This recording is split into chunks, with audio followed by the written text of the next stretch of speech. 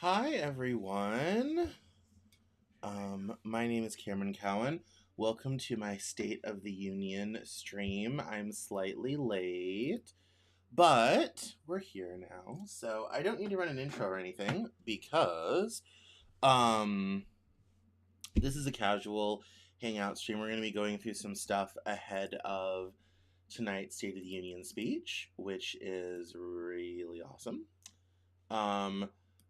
I was listening to Pivot the other day, and or today actually, and it was so funny because Scott was like, "I think everyone just wants to know if we're attacking Iran or not." And I'm like, "Yeah, that's pretty close, sort of thing in terms of where we're at with narratives around the State of the Union speech."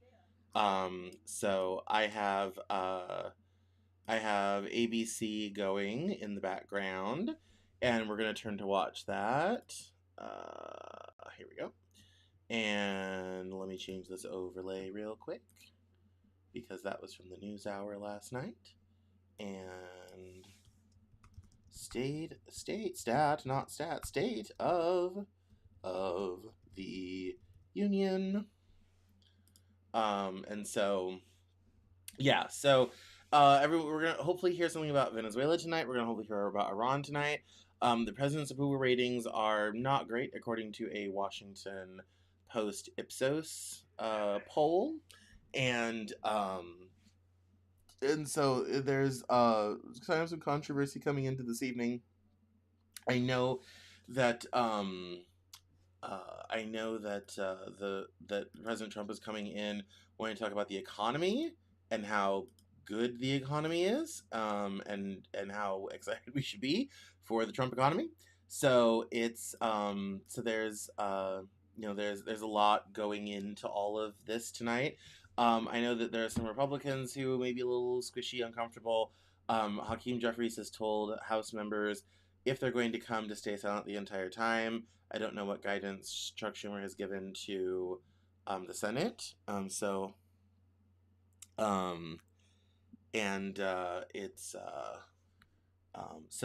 be very interesting to see kind of how tonight goes.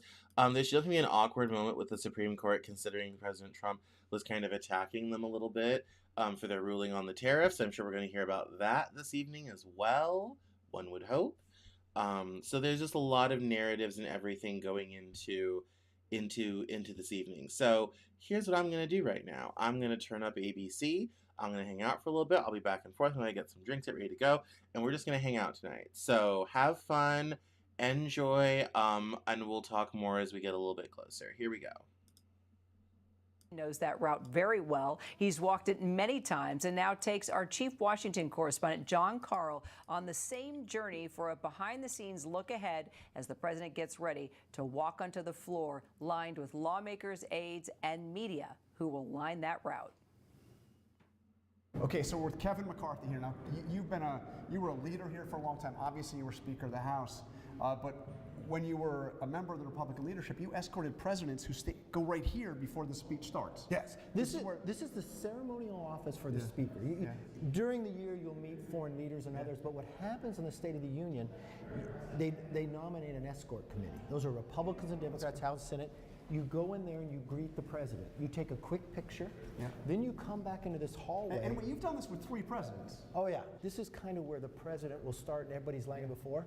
They're nervous. You could tell when it's their first time or they're confident. You have these conversations with them before they go down. And the interesting part too is at inaugural you kind of do something. So I was standing just like this before President Trump walking out to the inaugural. I was the last person standing there, right? And it's interesting with President Trump knowing he's done this before.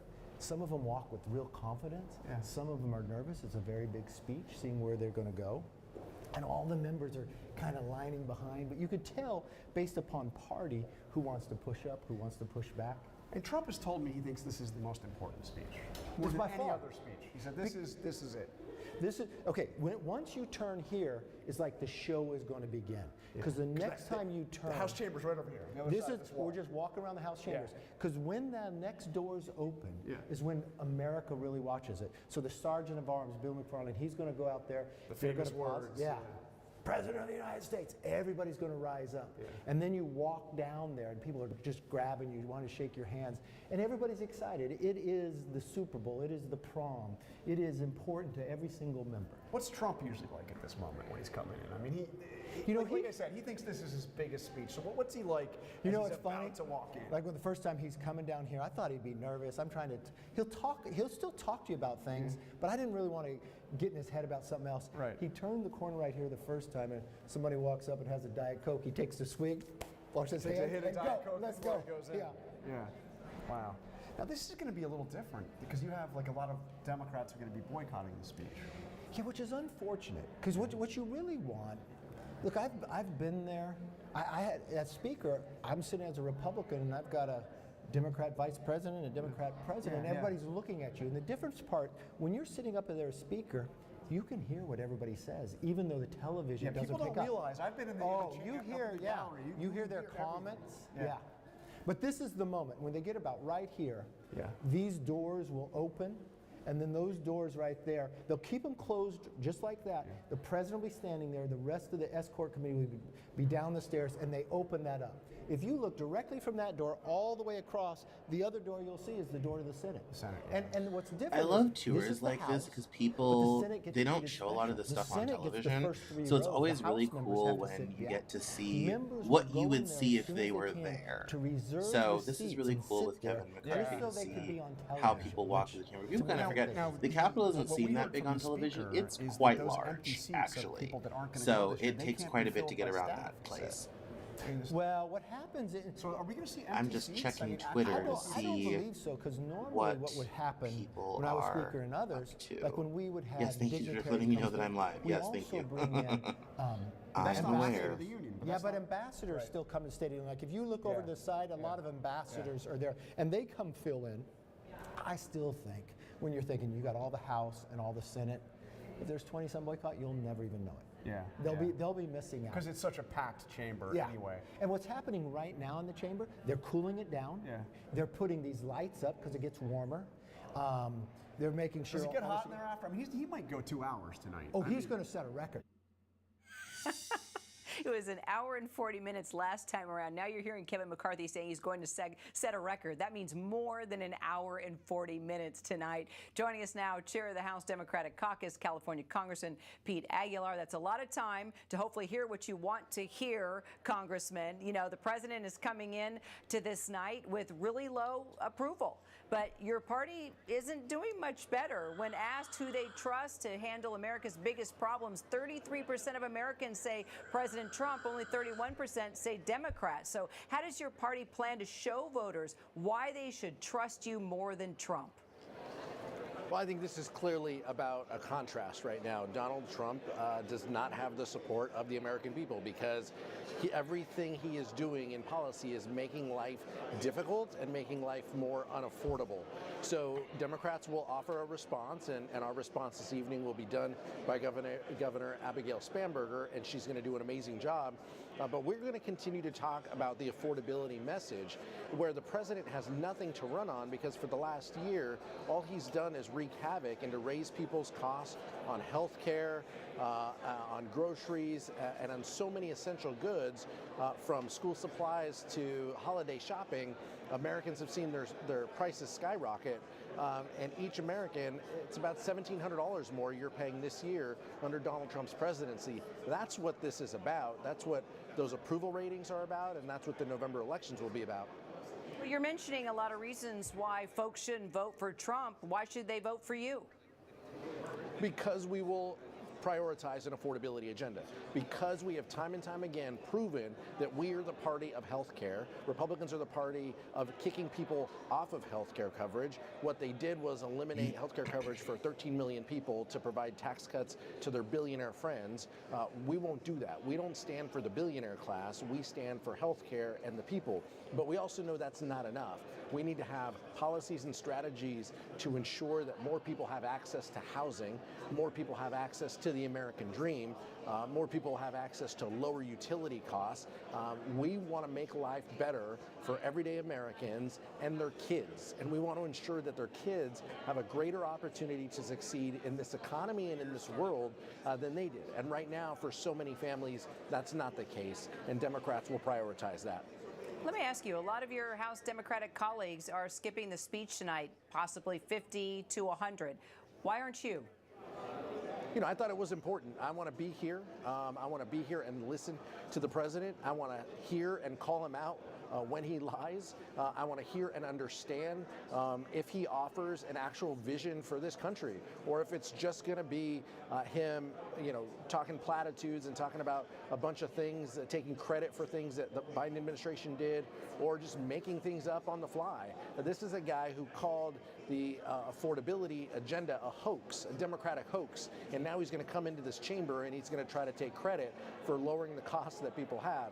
I mean, that's ridiculous, but that is exactly what he's going to do. Look, I thought it's important to be here. Leader Jeffries has said, you know, when a bully comes in your neighborhood, you don't leave your block. Right? We're not going to get knocked off our block by Donald Trump. We're going to be here. We're going to be present. We're going to hear him out, and we're going to be respectful. And for those members who feel that they needed to go and not be in this chamber, we respect that decision as well. You mentioned health care. Your guest tonight is a doctor from your district who says her premiums and those of her patients have skyrocketed. What are you hoping to hear from the president tonight, Congressman, on making the cost of health care more affordable for people like Dr. Carter and those she cares for? Yeah. Dr. Carter is an amazing pediatrician from my community, and what I hope the president talks for is the Affordable Care Act tax credits. This is something he could have led on, and the president let it expire. The House of Representatives pushed back against the president. We put a plan forward, 3-year plan for the Affordable Care Act tax credits. It's just sitting there in the Senate. John Thune hasn't brought it up. Democrats and Republicans support it. 17 Republicans alone on the House side supported this bill to send it over. We hope he talks about that. We hope he talks about bringing these back and making healthcare more affordable for the American people. This isn't about, you know, blaming Democrats, which I'm sure he will do. This is about how we make healthcare more affordable. That's what Dr. Carter wants to hear. That's what millions of Americans want to hear. Congressman Pete Aguilar from California, thanks for your time, sir. Thanks, Kara. Straight ahead, will Trump's speech help Republicans avoid a midterm blowout? Florida Republican Congressman Byron Donalds joins me to give us his pitch. Plus, the Democrats that are ditching the speech will show you how they're marking Trump's first year on the National Mall.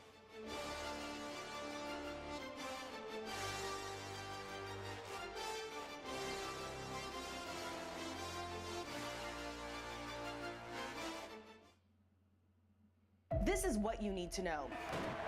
We'll take you straight to where news is happening. And give you what you need to know all in under 10 minutes. Every day, only on Disney+. We'll take you to Paris, Egypt, India, Doha, Ukraine. Tokyo, Scotland, inside the White House and Capitol Hill, on the red carpet at the Oscars. Wherever news is breaking, anywhere in the world, we'll take you right there. The top stories, the latest headlines, the viral moments, what everyone's talking about. What you need to know, all in under 10 minutes. New episodes streaming every day. Only on Disney+. I've learned some really hard truths the hard way. I'm Amanda Knox. I'm a mom, I'm a writer, and I am the girl who was accused of murder. I got treatment from the media, but the media did not put me in prison. He did. So I went back to confront the man who put me in prison face to face. I think I'm a little in shock. I'm RJ Decker, the Sunshine State's most lovable PI. I am this close to proving it was a murder for hire. My business, I did it. It's booming. What happened to your eye? Misunderstanding? Turns out, murder never takes a vacation. You and this place, you were made for each other. What do you mean, the bar? Florida.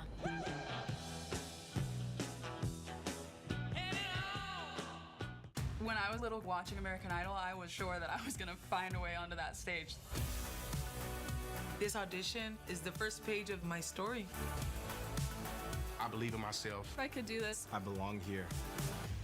Holy crap, I'm auditioning for American Idol. Wow. Beautiful.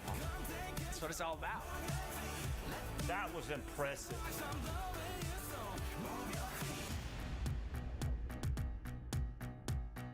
Tonight, from the nation's capital, President Trump before the American people and the world, the State of the Union. Tonight on ABC and stream on Disney Plus and Hulu. Trump delivering a huge victory for his party last election, but now with sinking approval ratings, Republicans are concerned about victory in November's midterms. Joining me now, Republican Florida Congressman Byron Donalds. Congressman, good to see you again. So President Trump said today, quote, the country is about to have the best years in our nation's history economically. It's already started. But the polls and the people say otherwise. Will the president acknowledge tonight that the average American is still struggling? I mean, Moody's Analytics say the typical household is spending an extra $167 a month compared to last year. Look, I think first and foremost, we're going to see a situation where the economy is going to continue to improve. A lot of people about to file their taxes. They're going to get much larger tax refunds. Specific to Moody's, Moody's always likes to see more government spending, more expansive government. If I've looked at Moody's Analytics and a lot of their research for years, even from my time being in the financial space, and that's what they like to see. They don't want to see a government that's actually beginning to trim down from federal spending and expanding the actual economy so small business owners can build better businesses, make more money, pay their people more, and that people actually keep their money, as opposed to what's happening in New York, where you have Mayor Mamdani, who wants to tax the people of New York, as opposed to letting them keep more of their money. And so we keep having this dance back and forth between Republicans and Democrats, but the truth of the matter is when people keep money in their pocket, they are better off. Donald Trump's economy is going to deliver that. And look, the number one measure I always look at, wages adjusted for inflation, for 40 years, they are up it under has Donald not Trump. worked. Wages adjusted for inflation. Compare that to the track record of the last 4 years under Joe Biden and Kamala Harris. Very different economics. You started by answering my question with regard to government spending, but we're not talking about government spending. We're talking about folks that can't, pay for gas, for groceries, the rent. Are you saying that prices are not too high right now? I'm saying that prices have stabilized from the outrageous inflation created by Joe Biden and Kamala Harris. That is a fact. Inflation has stabilized. Second thing, gas prices in America are down all across America. Third thing, wages, what people are having to take home, what they're earning, adjusted for inflation, is actually up. You combine that with no tax on tips, no tax on overtime, the largest tax cut for Social Security recipients in America's history. What I'm telling you is people being able to keep more money in their pocket will lead to the affordability. But I also think the president is going to touch on affordability and new policies he wants to see enacted in order for the American people to be able to have more money, save more money, and build wealth here in America. I know that there's a lot of people waiting to hear that message. All right, let's talk about Jeffrey Epstein and survivors of the convicted sex offender. They will be in attendance tonight, guests of some Democratic lawmakers. Following the UK arrest of former Prince Andrew and the former UK ambassador to the U.S., Peter Mandelson, your colleague, GOP Representative Nancy Mace, said, who's next, and that no one is above the law. The president declined to meet with survivors earlier this year. Should he address them tonight, Congressman? Oh, look, I think the president has done what he campaigned on about a year and a half ago. Those files have now been released. I know some people want to just see them completely unredacted, and there's some issues with that in the criminal justice system writ large. But the truth is the president has released those files. Look, if meeting with the survivors, I think that's something for the president and his team to decide. But let's be very clear. Those files have been released. People who are now having to be held accountable, that's a good thing, because what was done to those women is unconscionable and reprehensible, and they should be held accountable. Yeah, you're saying that, but by the way, the president was forced to release those documents. What I'm asking you is, should the president address those survivors tonight and say, I am sorry for what happened to you? Look, I think it would be good to do, but again, the president and his team, that's something that they're going to cover. Let's be very clear. Those files were released. Donald Trump signed the bill that came to his desk, signed it immediately. He certainly knows how to keep a narrative on all of that. I'll give him credit for that. That is the fact. You could say that Congress had to vote or whatever the case might be. The facts are those files are now released. Congressman Byron Donalds of Florida, appreciate your time tonight. Thank you. So a number of Democrats deciding to skip the address tonight, and you can see the empty seats in the House chamber. Many of those lawmakers will instead be on the National Mall for an event sponsored by the progressive group Move On that is now underway, and that's where we find our Jay O'Brien. Okay, what can we expect from the event? What have we heard so far? Tell us what's happening at this hour.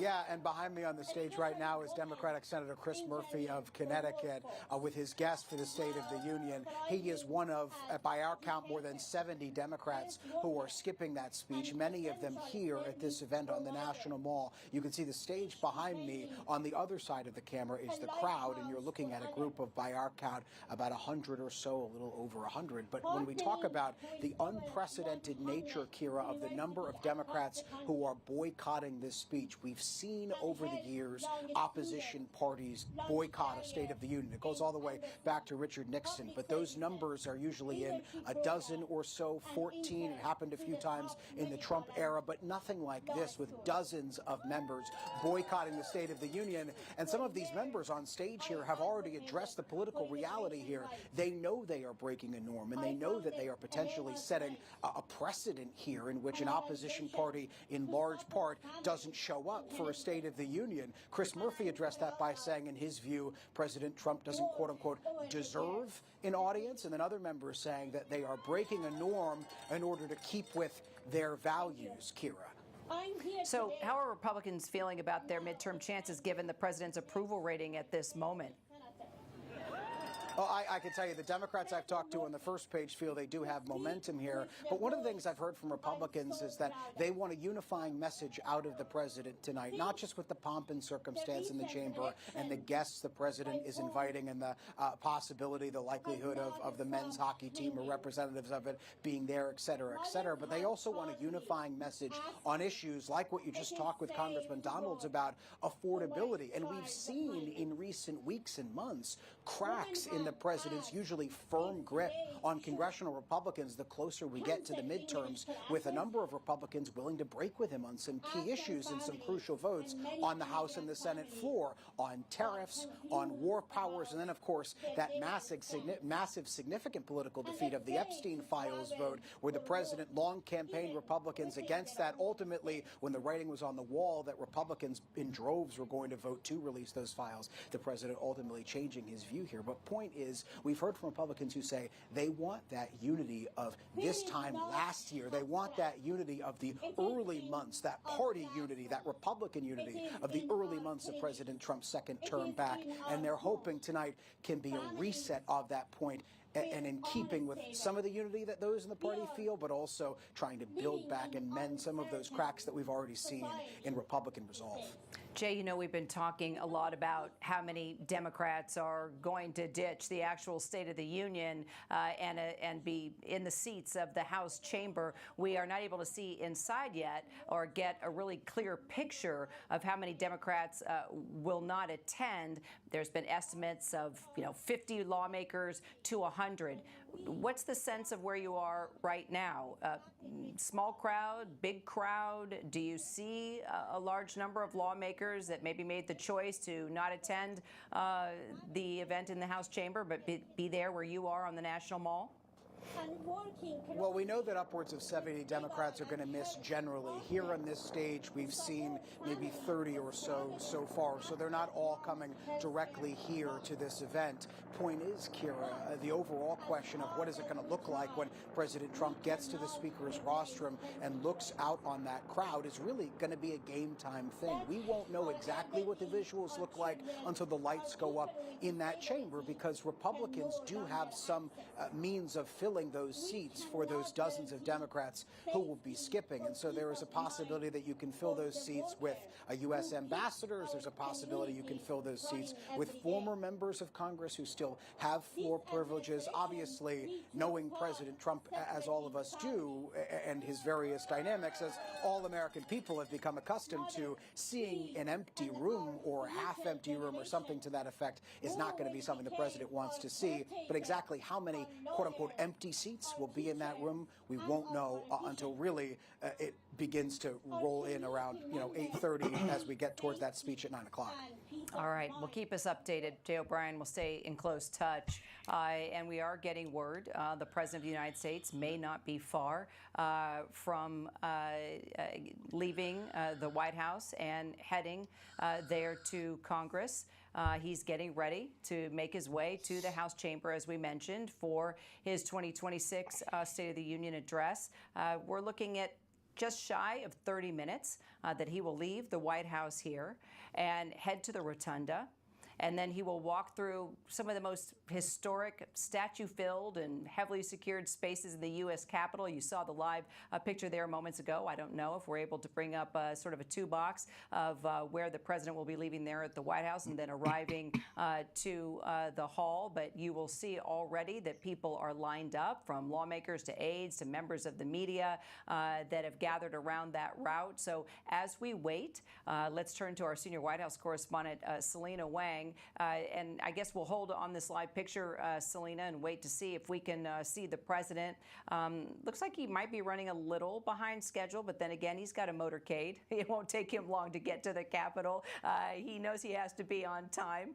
What are Republicans hoping to hear tonight, Selena? Yeah, Kira, well, look, the big thing for Republican lawmakers and for the president's advisors is that the president stay on message. But as you and I know, this is a president who loves to go off script. So the question is whether or not he's actually going to stick to what they have practiced and rehearsed. Republican lawmakers really want the president to show the American people tonight that he is focused on their top concern, and that is affordability. We've gotten this preview from the White House that the president is expected to announce some policy initiatives addressing those cost of living issues. The president is also expected to tout some of his initiatives this year, including those children's savings accounts, as well as his efforts to lower prescription drug costs and some of those tax cuts in his mega bill. But again, the president has a penchant for going off script. So the question is he going to lean into old grievances, or will he seize on this moment to empathize with the American people who are not feeling those economic gains and to really acknowledge that this is a difficult time for many, many Americans? And also, the president, he's going to be entering that chamber, Kira, in a very different position than a year ago. I mean, this is a president who is more on defense, trying to defend his policies, as new polling has shows that the majority of Americans right now, they disapprove of how the president is handling some of his signature issues, from the economy to immigration. So, Selena, we know that we're now monitoring the White House. There we will see the president leaving at any moment. And then on the other side, you can see where he will be arriving there on Capitol Hill, walking through the halls as he enters the chamber for his speech tonight. As we monitor both live pictures right now, we also know that survivors of Jeffrey Epstein will be sitting in the gallery, guests of House Democrats. Do you think the president will address them specifically? I had a chance to ask Republican Congressman from Florida, Byron Donson, about that. And at first, he sort of deflected from the question and then actually said he hopes that he does say something. We're also getting word that Nancy Pelosi apparently has decided to show up tonight to show solidarity for Epstein survivors. So I guess bringing it back to my initial question, your thoughts about survivors attending tonight, and do you think that the president will address them? Yeah, Kira, I mean, look, from the start of the president's presidency, I mean, something he has not wanted to address is the Epstein controversy. But Democrats clearly want to ensure that Americans watching tonight do not forget about this issue. You know, that is why so many House Democrats have brought Epstein survivors as their guests to make a very pointed statement right in front of the president as he's giving that speech. And some of those members of Congress, Kira, they're going to be wearing white pins that read, quote, "Stand with survivors, release the files." Now, the backdrop here, of course, is that the president, as well as his Justice Department, they've been under fierce scrutiny for how they've handled the entire controversy and the release of the files. They've been accused by Democratic lawmakers for delaying the release, for withholding documents, for not properly redacting sensitive information. And Kira, something else to watch for is 2 House Democrats have invited the family members of Virginia Giuffre, an Epstein survivor who died by suicide Her family members will be sitting in the gallery. The message from Democrats is very clear. Trump wants the American people to move on from this, but they do not.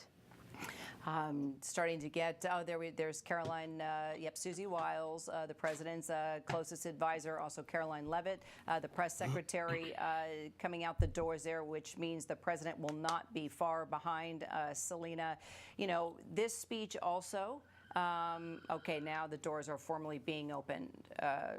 We will probably see at any moment now the President of the United States leaving the White House to head to the Hill. And we should point out that his address is also coming as a war with Iran is looming. Selena, are we expecting any news on that front from the president, you think? Well, look, the entire world is going to be watching Kira to see anything that he might say on Iran, because he has already set the stage for what could be the biggest decision of his presidency so far, whether or not to go to war with Iran, as the U.S. has been amassing this massive military force in the Middle East. But the president, Kira, has yet to explain to the American people why he is considering another military. Oh, and there we got pictures, Kira, right now of the president and First Lady Melania. They are walking into the motorcade, leaving the White House. We can just see those images there.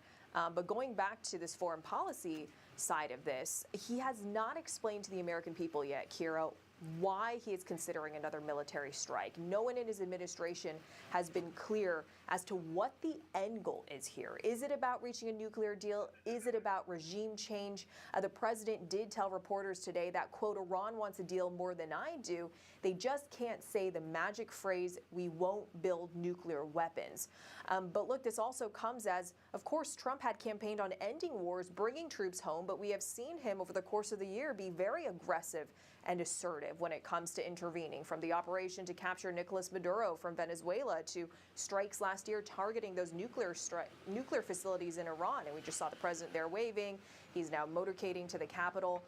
Not to mention the president's threats towards Greenland, really putting our NATO allies on edge. So, I mean, this is a speech, of course, the American people will be listening to, but really the world will be on edge to read any of the tea leaves in terms of what direction he moves in on Iran.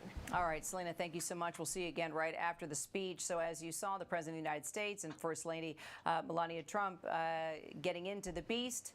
They have now left the White House, motorcade in tow, on their way to the Capitol. And while so many Americans, are still struggling to pay for groceries and gas, our Elizabeth Schulze is waiting to hear what the president has to say about the state of our economy. Live pictures from the Hill now, as the president is not far from arriving there at the rotunda, and then will make his way through the halls there, where you see members, mostly members of the press, many aides and staffers awaiting the president. The Supreme Court, Elizabeth, striking down 70% of Trump's tariffs, a huge blow to the president and his economic policy. Now, the president is saying he's going to impose an additional 10 or 15%. So how the heck is this going to work? And there are some huge outstanding questions, Kira, after that landmark decision from the Supreme Court to strike down the heart of the president's agenda on economic policy, foreign policy, 70% of his tariffs. And Kira, how fascinating will it be to see the president face-to-face during this speech with some of those justices who Chief Roberts wrote in his opinion that those tariffs, the president's signature policy, are a tax on businesses and families, something that the president has disputed. We know that the White House is doubling down on tariffs despite that decision from the Supreme Court. So as you say, as of today, there is now a new 10% tariff on most imports coming into the U.S. in effect. The president wanted that to go up to 15%. The White House tells us that's still in the works. But just at the same time that the Supreme Court basically struck down those tariffs, the White House is doubling down. The president likely to highlight the money that they have brought in for the federal government. They say that this is creating jobs, though, of course, it is worth noting that the U.S. did lose manufacturing jobs last year, about 80,000 manufacturing jobs lost. So the question is, how much more does he issue additional tariff threats, Kira? We know he's using other legal authorities now to try to impose these new tariffs. Some of that, though, even in question, and not the same kind of security and broad-based threat as before. All right, so Elizabeth, we're going to take, these are our first live pictures now, Elizabeth, that we're getting from the chamber. The lights have come up. Speaker Mike Johnson has made the call, called the House to order upon the arrival of the Senate. You can see now Vice President J.D. Vance is entering the chamber. Not long after that, we are going to see the Joint Chiefs as well, in addition to Second Lady Usha Vance, that should be not far behind the Vice President there. So, Elizabeth, you know, President Trump campaigned on lower prices, but that's, you know, not what Americans are experiencing right now. It's not, and a lot of what we will hear from the president is to highlight the areas, I expect, Kira, that we do see prices down. So gas prices are lower. We do see the stock market at record highs, something the president regularly talks about. But when you look at some of those other day-to-day costs where people are really feeling those costs, childcare, groceries, housing, utility bills, those are up. And it's notable, Kira, as we're looking at these pictures of Vice President J.D. Vance, you see Majority Leader John Thune coming in. These new tariffs that have been imposed, it's estimated by the Yale Budget Lab, Kira, it'll still cost American households more than $1,000 per year. These tariffs also expire, Kira, after 150 days. At that point, they would need to be approved by Congress. And that is something that a lot of those members of Congress you're looking at there have expressed skepticism about, this idea that they would support additional tariffs. They have basically said it's up to the president to do that. So we'll have to see, Kira, how much he calls on members of Congress in this speech to support that part of his economic agenda now. The members walking onto the House floor there. Elizabeth, stay with us. We want to bring in one of our nation's foremost experts on the American presidency. He has interviewed presidents, chronicled their stories. Our contributor and presidential historian Mark Updegrove joining me now for a deeper understanding of just how these defining moments and speeches can shape the next 3 years. You know, Mark, dozens of Democrats are poised to skip the address tonight, opting for this counter program on the National Mall where we found our Jay O'Brien. You know, what does that tell us just about the state of politics in this country right now? I think it reflects the political dysfunction that has become a regular part of 21st century life at this point. It's not surprising that they have skipped this. It's disappointing because our government functions best when we have bipartisanship, when we have comity and consensus among the two parties in Congress. And certainly we're not seeing this in the current political environment. I think there's little chance of this, but there's the possibility that President Trump could sound a message of unity tonight. That's what State of the Unions often offer a president the chance to do.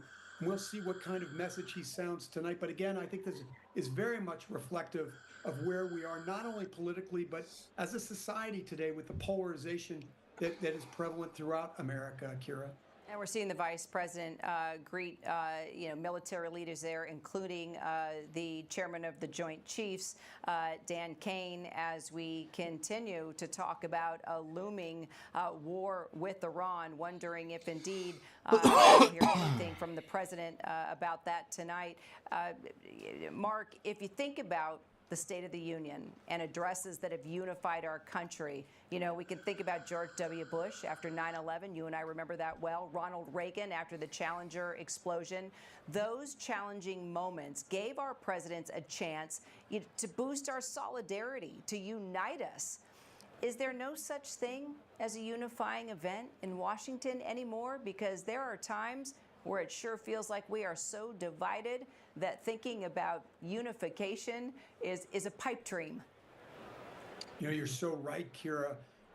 You think about those great speeches given by our presidents during times of crisis. Franklin Roosevelt comes to mind after the attack on Pearl Harbor, which drew us into World War II, and his Day of Infamy speech. You talked about George W. Bush in the wake of 9/11. Those were existential crises that we were facing. We don't have one, thankfully, at this moment, but that doesn't mean that a president can't use the Bowie pulpit to somehow sound a message of unity. We haven't seen that from President Trump. Temperamentally, it doesn't seem consistent with who he is as a person and what he does as a leader. But these states of the union offer the presidency, or the president rather, an opportunity to do just that. I think without question, Kira, and we heard this earlier, he has to send a message about the economy. We're seeing his approval rating slip to 39%. Americans elected Donald Trump in the presidency because they believed he was the better candidate to get our economy moving again. We have not seen that. President Trump has told us how good it is, but I think he has to show the American people that he understands what they're feeling, Scott and the affordability crisis that is playing out. He has to understand that he knows what Americans are going the through. Supreme Court will arrive Well, Mark, here shortly, I'm just getting excerpts from his State of the Union speech, so stay with me because everybody's we still do filing know in. We that got some senators filing in right now. We were told earlier from sources there at the White House the theme would be America at 250, strong, prosperous, and respected, of course, in reference to the 250th anniversary of the founding of our country, Mark. And now I'm just briefly looking at some of what the president is going to say tonight. From 1776 to today, every generation of Americans has stepped forward to defend life, liberty, and the pursuit of happiness. For the now, it's our turn. Together, we are building a nation where every child has the chance to reach higher and go farther, where government answers to the people, not the powerful, and where the interests of hardworking American citizens are always our first and ultimate concern. This sounds great, but we're going to want to hear from the president how exactly he is making hardworking American citizens first and his ultimate concern. When we've been talking for weeks now, our Elizabeth Schulze just laid this out. And I don't know, Elizabeth, are you still with me? Okay, we'll bring Elizabeth back. But Mark, that's what we had a feeling that this is probably how his speech would start out, because affordability, if you look at the polling and you talk to the people, that is what is on the minds of Americans right now. How their 401k is doing, how they're, are they able to save money? Can they pay the rent? Can they fill up the gas tank? Can they buy groceries? So it's interesting just looking at the first two graphs of his speech that he's diving right into that. You're so right. And again, it's affordability that's on the minds of Americans. It's the economy, stupid, right? Something that James Carville said back in 1992 that helped to win Bill Clinton the presidency over the incumbent George Herbert Walker Bush. So, but it's one thing, and pardon the cliche, Kira, but it's one thing to talk the talk. You've got to walk the walk. He has to talk about solutions for Americans, things that he is doing to ensure that there is, and I think you were alluding to that in this paragraph, the accessibility of the American dream. For so many Americans, they don't see that. And you talked about the rampant inflation that we are facing, right? The inaffordability of healthcare, the inaffordability of housing. So he has to address this with concrete solutions, I think, in order to move the needle on the approval rating that is right now relatively anemic, Kira.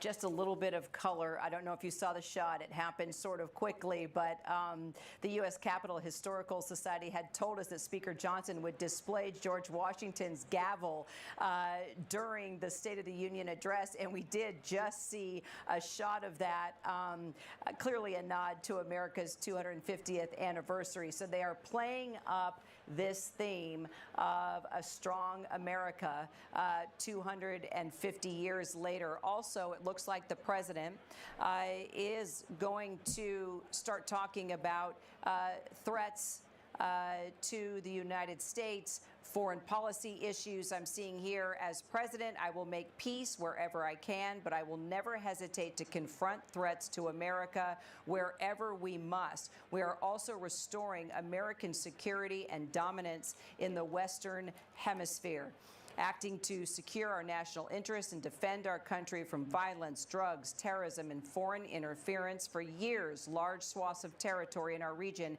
including large parts of Mexico, have been controlled by murderous drug cartels. Why don't we bring in our political director, Avery Harper. Avery, we were going to talk about just the impact of Trump's speech tonight as a war with Iran does loom. I don't see anything specifically addressing Iran so far in these excerpts we've received from the speech, but definitely the president saying he wants to make peace wherever he can, and he is addressing those threats, which we clearly have seen him address, whether it's capturing Nicolas Maduro, going after alleged drug boats, or or I guess supporting Mexico's president as she had her military take down one of the most notorious leaders of a drug cartel in Mexico, El Mencho. Your thoughts as the president is not far into the speech, bringing up what he is describing as restoring American security and dominance in the Western Hemisphere. Right. I definitely think that this is reflective of the fact that the president knows that there are going to be people all over the world watching this for indications of what could come next when it comes to some of those foreign policy decisions that he's going to make. And that's also something that I think we're going to hear in the Democratic response later on tonight from Virginia Governor Abigail Spanberger, who has a national security lens as someone who was a former CIA officer who's going to be speaking about the decisions that this administration has made on the foreign stage, from tariffs to some of these other foreign policy moves that might hit Americans economically. And I do think that at the heart of these remarks from President Trump tonight, we're going to hear him try to address issues of affordability. It's also important to note that the president has a tendency to go off script. So while we do have many of the excerpts that you have been mentioning and reading off of, it's quite possible that we see the president go off script. And that is what I'm going to be looking for in terms of the tone of what the president might say tonight. Tonight does double as a campaign sort of speech because this is an election year. We're standing on the eve of midterm elections. The first primaries are coming on Tuesday. And so what the president says here has the capacity to either bring more people into the fold for Republicans, or it could, mobilize more voters to go and vote with Democrats. It all remains to be seen. And so the tone of what the president says tonight is something that I'm going to be watching very closely. Okay, something else we're watching for. Devin Dwyer, you cover the Supreme Court for us. Apparently, the president has arrived there at the Capitol, which means it won't be long before we see him enter the House chamber. Are you noticing what I'm noticing? I don't think we have seen a Supreme Court justice yet arrive to the chamber. Am I right? That's right. They're not in the room just yet, Kira, but they advanced the president, so they will go down that aisle in a short time. We know from the TikTok that we've been provided, and they will take a seat front and center, just steps from that podium where the president will deliver his address. This is a high-pressure and highly uncomfortable moment for the justices.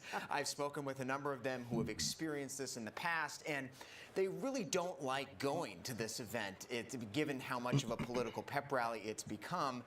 But those that do believe very strongly in representing the judicial branch as a co-equal branch of government. We have three branches of government. The courts are one of them, and so they want to show up, and they know that so many Americans can't even pull them out of a lineup.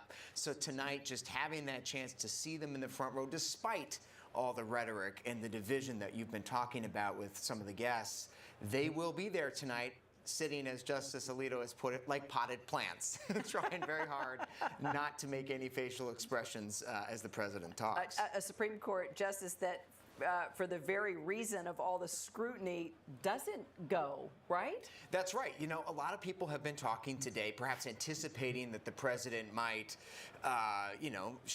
throw some shade, if you will, at the justices in front of him. Well, he did it last week. And he's been doing it on social media. Yes, he has. Has that ever happened before? And of course it has. In fact, in President Biden's final State of the Union address in 2024, he pointed fingers at the justices, so did Barack Obama, and that's when Samuel Alito made a face. Let's listen in to the speaker. The gentleman from Louisiana, Mr. Scalise. The gentleman from Minnesota, Mr. Emmer. The gentlewoman from Michigan, Mrs. McClain. The gentleman from North Carolina, Mr. Hudson. The gentleman from Pennsylvania, Mr. Reschenthaler. The gentleman from Utah, Mr. Moore. The gentlewoman from Indiana, Mrs. Houchin. The gentleman from Oklahoma, Mr. Hearn. The gentleman from New York, Mr. Jeffries. The gentleman from California, Mr. Aguilar. The gentleman from California, Mr. Liu. The gentlewoman from Washington, Mrs. Delbene. The gentlewoman from Michigan, Mrs. Dingell. The President of the Senate, at the direction of that body, appoints the following senators as members of the Committee on the part of the Senate to escort the President of the United States into the House chamber. The Senator from South Dakota, Mr. Thune. The Senator from Wyoming, Mr. Barrasso. The Senator from Arkansas, Mr. Cotton. The Senator from West Virginia, Mrs. Capito. The Senator from Oklahoma, Mr. Lankford. The Senator from South Carolina, Mr. Scott. The Senator from New York, Mr. Schumer. The Senator from Illinois, Mr. Durbin. And the Senator from Minnesota, Ms. Klobuchar. The members of the escort committee will exit the chamber through the lobby doors. So are we going to see Supreme Court? Supposed to see witnesses enter before the president, but you just heard the House Speaker announce the escort committee for the President of the United States. So if we see the President of the United States enter the floor, let's listen.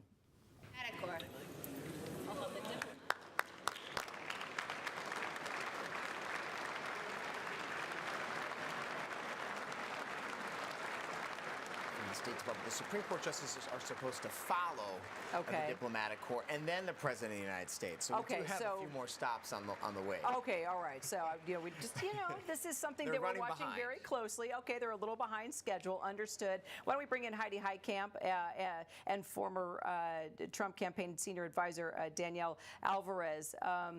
So, Danielle, President Trump promised a lot of things when he was running for president. I'm getting close now. That's where the president will come Americans, he's going to help them financially, that he is going to keep the 7 economy minutes strong. There's going to be a lot of folks are applauding able to tonight, so afford this is going to take their a health care while. premiums. So make sure to grab a drink. I went and got a new drink. Get comfy. Or is it too late? Because we're gonna Tonight be is going here to be for the a story hot about a minute. great contrast. The president inherited a mess that was created by Democrats and the failures of Joe Biden. And in the year that he has been in office, we have seen economic indicators trending in the right direction. What is important for the president to do tonight is to tout those wins, but of course lay out the vision for the year ahead.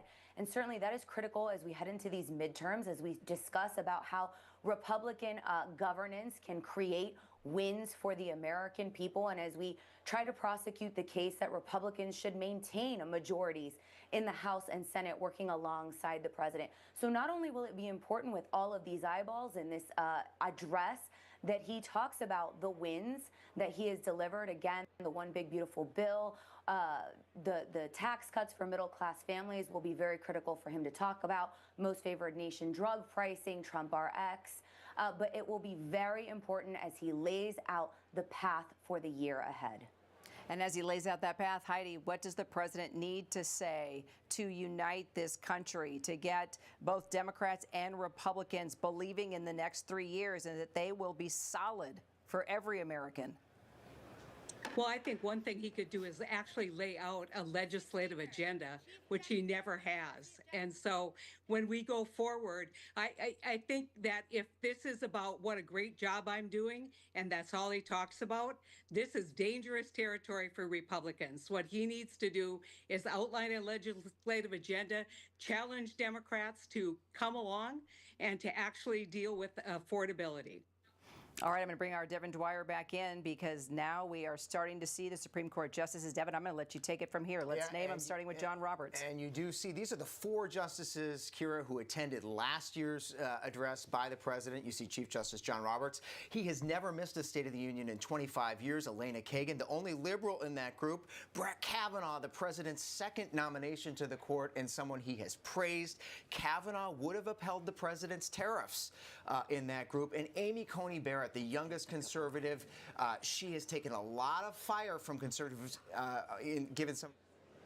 So far in the president's first year of his second term, she voted against the tariffs, Kira, but there she is here to attend the president's first official State of the Union address. All right, and the reason why, let's just, be very clear that we have our eyes set on the Supreme Court justices is because we saw an unprecedented just lashing on behalf of the president when he didn't get what he wanted from the highest court in the land. They struck down 70% of his tariffs, and he was not happy, calling justices disloyal, unpatriotic, that their families should be ashamed of themselves.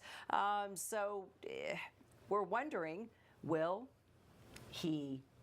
Well, he delivered in person. Yes, and look them in the eyes and say the same thing as he addresses the nation tonight. And he will walk right past them on his way up to give that speech and on the way out. He's shaken their hands in the past. We'll see if they do that again. But it's important to remind everybody, Kira, as we watch the speech tonight, the president has had an overwhelmingly successful winning streak with this Supreme Court. In fact, of the unprecedented number of emergency applications Trump has made to the court, they've ruled in his favor almost every single time. To expedite immigrants, to freeze federal spending, to lay off tens of thousands of workers, to discharge transgender service members. All of those things were given the green light, at least temporarily. And let's not forget that decision in 2024 when the court gave the president sweeping immunity from criminal prosecution and limited the ability of lower court judges to block his policies. So as much as he may be angry and agitated by the tariffs decision, he certainly has gotten a lot out of these justices, including the 3 that he's appointed. Mark, just because we're reaching the top of the hour and we are minutes away from the President of the United States stepping up to that podium and addressing the nation with the State of the Union speech tonight in a time where everything is so political, where there's so much division in our country, how does President Trump break through tonight? Well, no, I he's think, not going to. Part He of it is doesn't if he's care going to to. reach all So the American people, he has to sound a message of unity. He has to understand the plight of all Americans, particularly as it relates to the issue we keep on coming back to, Kira, and that is affordability. Donald Trump will often beat his chest and tell people how good they have it, but if people aren't feeling that, it doesn't matter. Joe Biden did the same thing. He talked about how great the economy was and how people have money to spend, but that's not what people were feeling, and that hurt Biden. We saw him have approval ratings that weren't much higher than Donald Trump's at this point in his presidency for the same reason. So you've got to move on that issue. We're looking at the First Lady coming in to the chamber now, kissing her son, Barron, and her stepdaughter right next to him. And now it'll be, of course, the President of the United States will be coming in just moments away now. And as they all have special guests as well. We know that guests of the President will be Erica Kirk, the widow of Charlie Kirk. Also, Avelia and Gary Beckstrom, the parents of Army Specialist Sarah Beckstrom, the West Virginia National Guard member who was killed in that D.C. ambush just a day before Thanksgiving. The First Lady has a 10-year-old Alpha School student, an AI advocate, and TEDx speaker that will be with her. And then we see Secretary, the Treasury, Secretary Bessent there that just walked in. We're seeing our Health and Human Services Secretary, Robert F. Kennedy Jr. You see Secretary of Defense, Pete Hegseth, and now moments away, we will see the President of the United States. I think Attorney General Pam Bondi as well. A live look at the House chamber. We are now minutes away from the start of President Trump's State of the Union address. The President will make his way through the halls there. Some of the most historic statue-filled and heavily secured spaces in the U.S. Capitol. When he walks onto that floor, we will take that speech live. Our special coverage continues right now. Tonight, President Trump's State of the Union address, his high-stakes message, a critical moment for this president in this midterm election year. ABC News live coverage starts right now. Tonight, from the nation's capital, President Donald J. Trump, with so much at stake and the first votes in the crucial midterm elections about to be cast, the president addressing the American people. This is an ABC News special, The State of the Union and the Democratic Response. Now reporting from Washington, David Muir. And good evening, everyone, from the nation's capital. It is great to have you with us tonight. We are just moments away from President Donald Trump's State of the Union address to Congress and, of course, to the American people. I'm joined by the ABC News powerhouse political team, both right here in the studio with me and right there in the chamber tonight. President Trump knows millions will be watching tonight amid tough new polls for him. And in this critical moment, in this midterm election year, the president's arrival in the chamber will be announced any minute here. He's expected to declare tonight that the State of the Union is strong, prosperous, and respected. We, of course, have been watching the arrivals moments ago, the cabinet arriving in that chamber.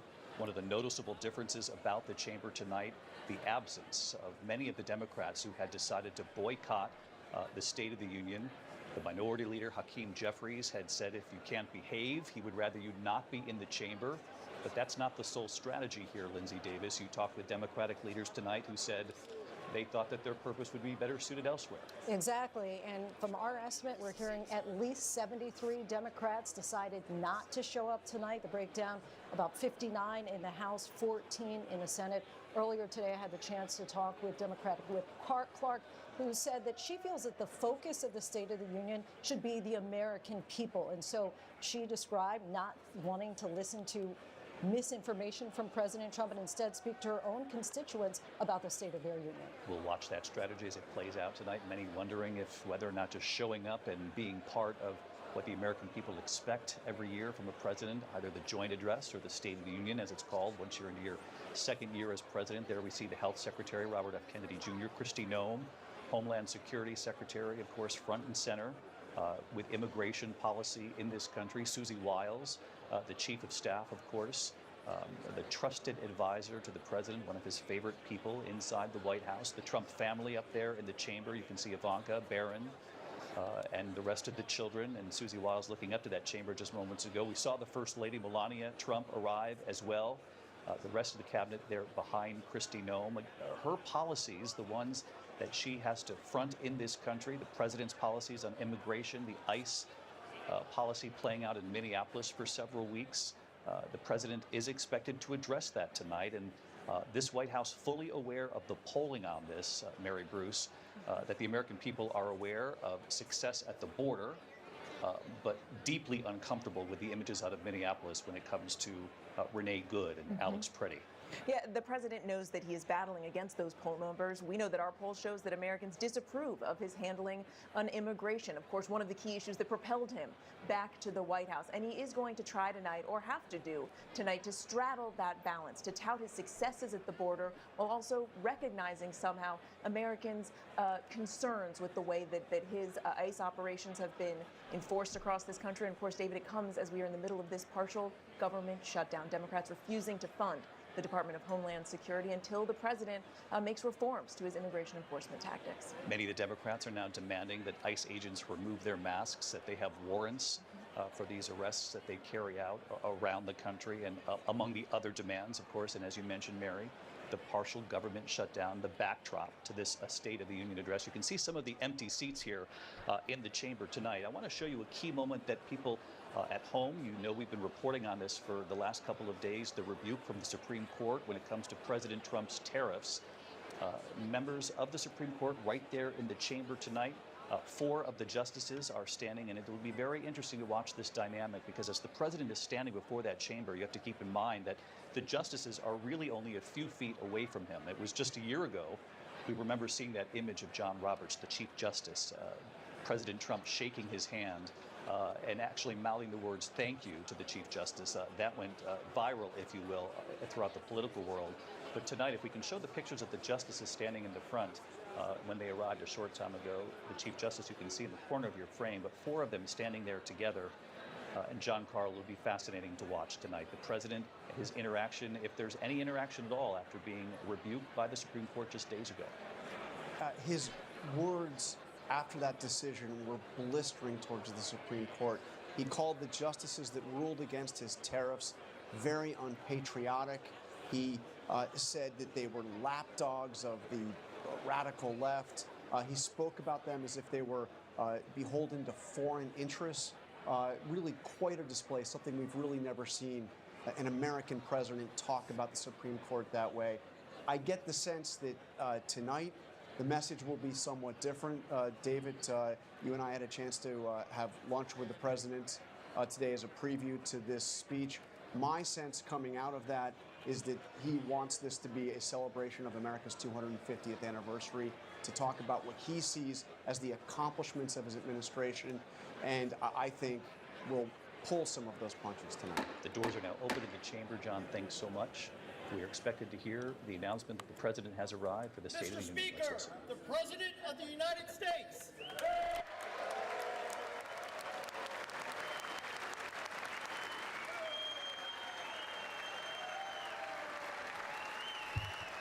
Now we're getting started.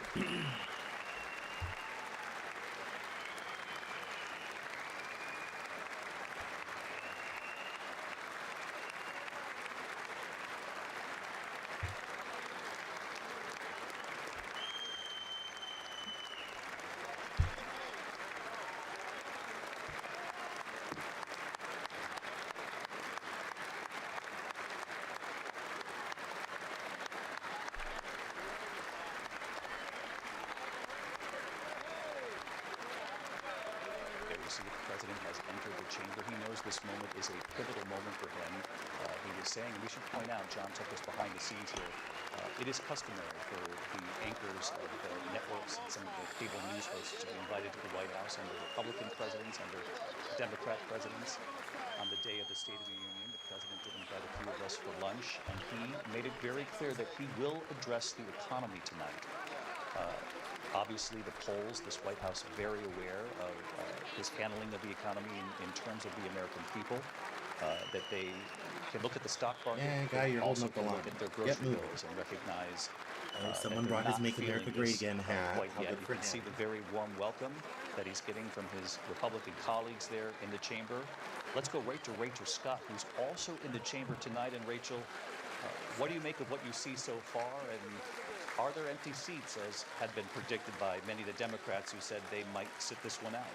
Well, David, I've covered several State of the Unions from this very seat up here in the gallery in the House chamber. There are far fewer Democrats tonight than there have been in years past. And David, what is notable right now as I'm watching the president, look at this, Al Green, Congressman Al Green holding up a sign. I believe I'm looking at it right now. It said something in reference to apes. Black people are not apes, in reference to that post that the president had on his social media account, a racist post that was offensive. That clearly a sign of protest there.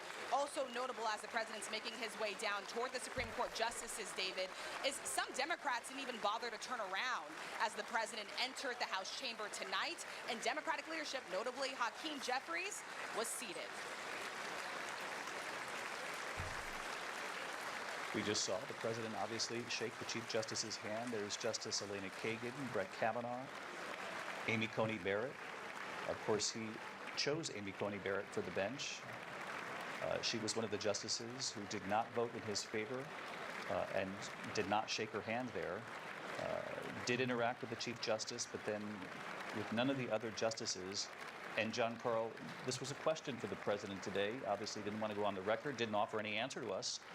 But it was clear to us at the White House that he didn't quite know how he was going to handle the justices when he got there tonight. Yeah, interesting, that shake, very quick shake with John Roberts, and then going right by Amy Coney Barrett, who he put on the court. Of course, we should point out Chief Justice John Roberts, instrumental in that decision as well. He wrote the decision. Choosing to interact only with the Chief Justice. But Trump felt particularly betrayed by the justices that he put on the court that ruled against him. Neil Gorsuch included in that, though Neil Gorsuch, Justice Gorsuch, not there this evening along with the other justices who are not there. By the way, the four justices who did come for tonight's State of the Union are the same four who were here a year ago for the joint address to Congress. Mary Bruce, this president knows this is a critical midterm election year and that the Republicans hold very slim majorities in both the House and the Senate. David, tonight is the president's best chance to defend his first year back and try to sway skeptical voters to back Republicans in the upcoming midterms. He needs to convince Americans that he is laser focused on that issue that is top of mind for them, the cost of living. He's going to argue his policies are working, but as we know, the polls show so many Americans simply aren't feeling that in their wallets. 57% disapprove of his handling of the economy. And of course, as we've been discussing, this comes just 4 days now after the court delivered that devastating blow right to the heart of his economic agenda by invalidating most of his sweeping tariffs. This term, affordability, really gets under his skin. He has said on the one hand, I've won on affordability, and on the other, he says this affordability crisis was created by my predecessor. So it'll be curious to see how he tackles affordability and what the American people are feeling at the grocery store and costs of utilities and housing and what have you. I just want to point your attention at home. Members of Congress, I have the high privilege and distinct honor of presenting to you the President of the United States. There you have it, the Speaker of the House with George Washington's gavel tonight, introducing President Trump. Let's listen.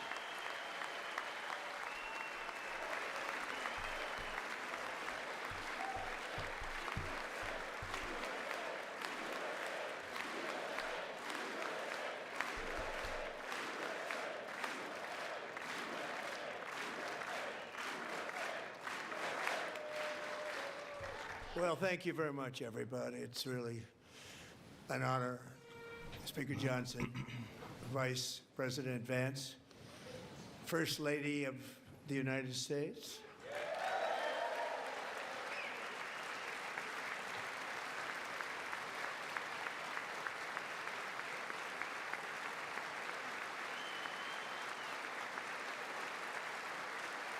Ooh, the blowout is fresh.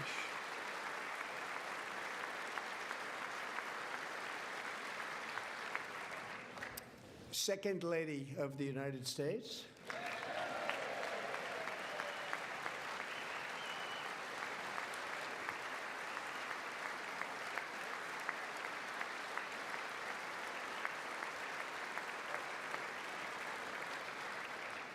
Members of Congress and my fellow Americans. He gets Jared and Ivanka Our to show up. You do nation not is see them back, very much these days. bigger, better, richer, and stronger than ever before.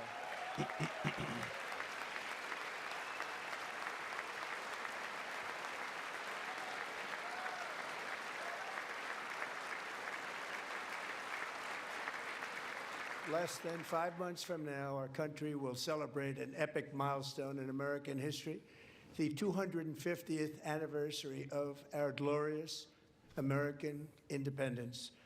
This July 4th, we will mark 2.5 centuries of liberty and triumph, progress and freedom in the most incredible and exceptional nation ever to exist on the face of the earth. And you've seen nothing yet. We're going to do better and better and better. This is the golden age of America.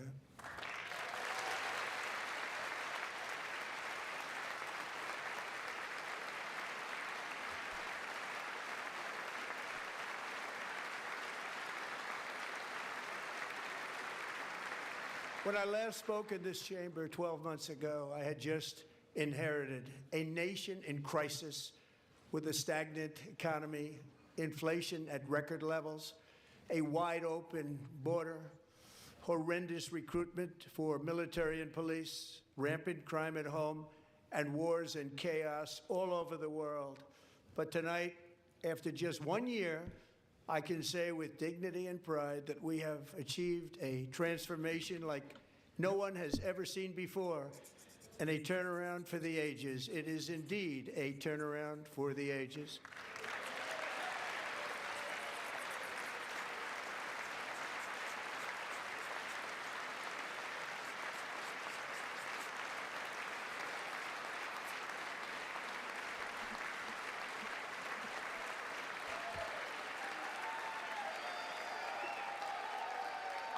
Al Green with his sign is getting thrown out by the Sergeant of Arms. And we will And a never go Republican back to colleague where is we stealing were the sign just from a very him. short time ago. We're not going back. Today our border is secure.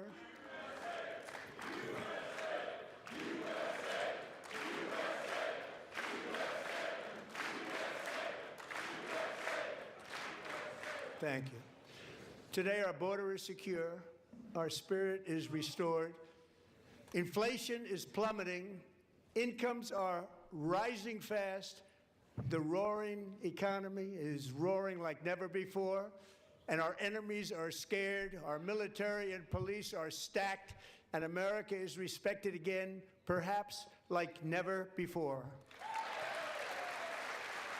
I mean, judging by some of the things our allies are saying, that's a bit questionable, I would think.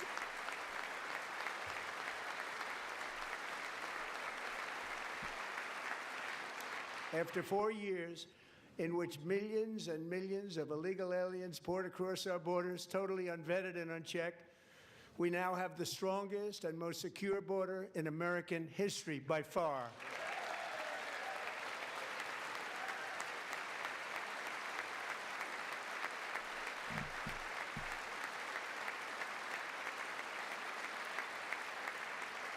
In the past 9 months, 0 illegal aliens have been admitted to the United States.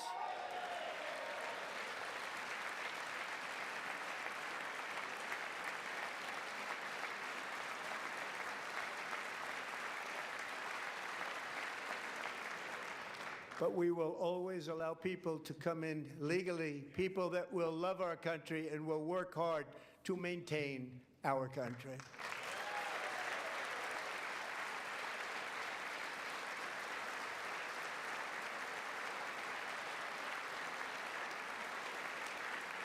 The flow of deadly fentanyl across our border is down by a record 56% in 1 year.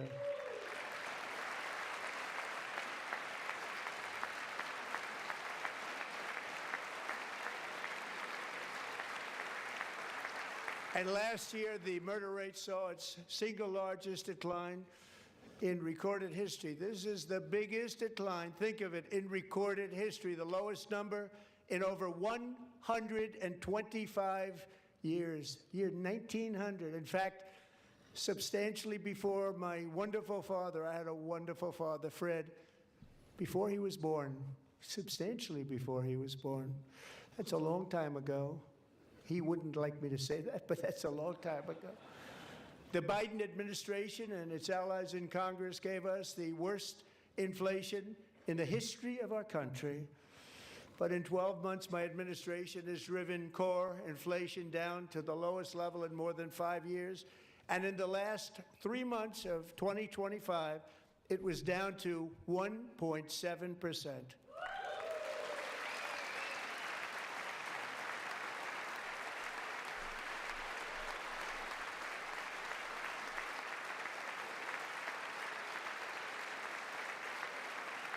Gasoline, which reached a peak of over $6 a gallon in some states under my predecessor, it was quite honestly a disaster, is now below $2.30 a gallon in most states, and in some places, $1.99 a gallon. And when I visited the great state of Iowa just a few weeks ago, I even saw $1.85 a gallon for gasoline.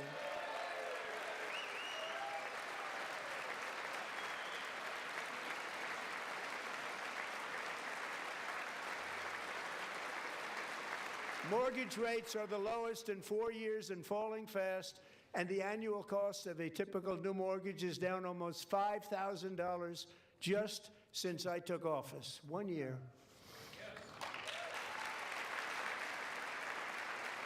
And low interest rates will solve the Biden-created housing problem while at the same time protecting the values of those people who already own a house that really feel rich for the first time in their lives. We want to protect those values. We want to keep those values up. We're going to do both. And we are going to keep it that way. The stock market has set 53 all-time record highs since the election. Think of that, 1 year. Boosting pensions, 401ks, and retirement accounts for the millions and millions of Americans. They're all gaining. Everybody's up, way up. In 4 long years, the last administration got less than $1 trillion in new investment in the United States. And when I say less, substantially less. In 12 months, I secured commitments for more than $18 trillion pouring in from all over the globe. That kind of goes against the whole sell American narrative that is popular at every investment bank right now. But you know. Think of it, much less than $1 trillion for 4 years versus much more than $18 trillion for 1 year. What a difference a president makes. A short time ago, we were a dead country. Now we are the hottest country anywhere in the world, the hottest.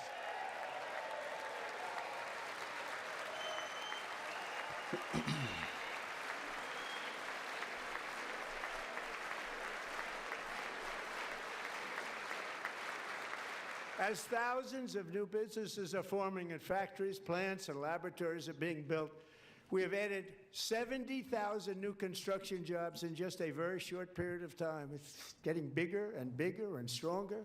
Nobody can believe what they're watching. American oil production is up by more than 600,000 barrels a day, and we just received from our new friend and partner, Venezuela, more than 80 million barrels of oil.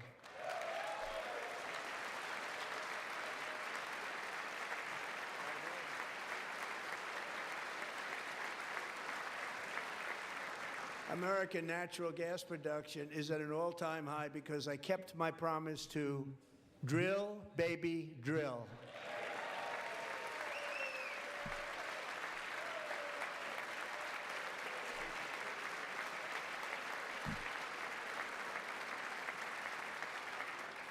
More Americans are working today than at any time in the history of our country. Think about that. Any time in the history of our country, more working today, and 100% of all jobs created under my administration have been in the private sector.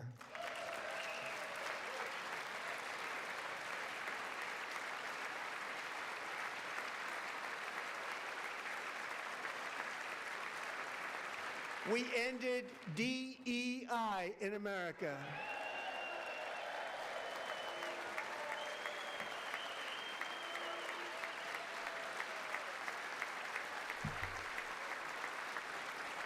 We cut a record number of job-killing regulations, and in 1 year we have lifted 2.4 million Americans, a record, off of food stamps.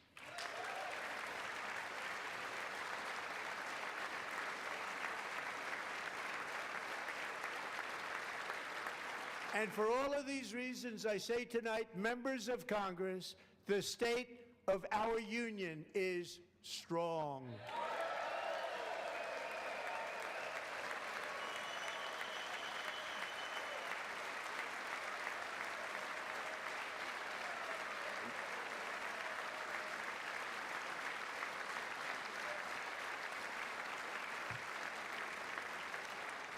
Our country is winning again. In fact, we're winning so much that we really don't know what to do about it. People are asking me, please, please, please, Mr. President, we're winning too much. We can't take it anymore. We're not used to winning in our country. Until you came along, we're just always losing, but now we're winning too much.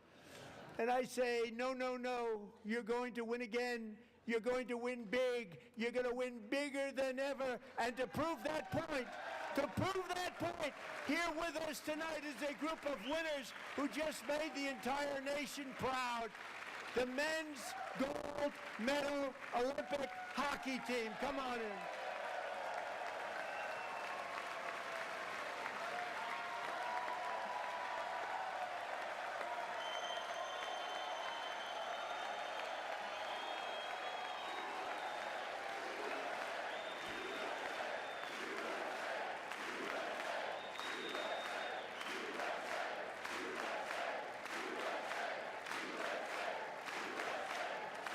There was a little bit of a question of if some or all of them are going to show up tonight, and it appears they've managed to find a few. So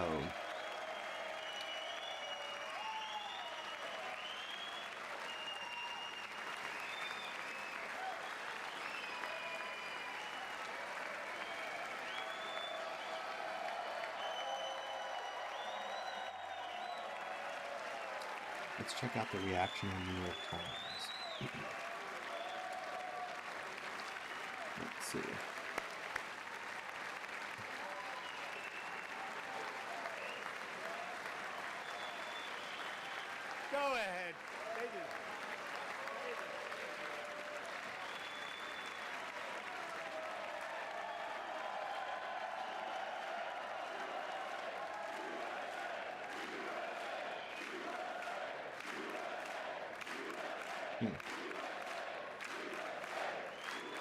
Most are describing it as going pretty well so far.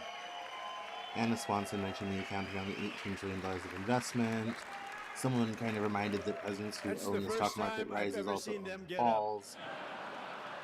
And actually, not all of them did get up.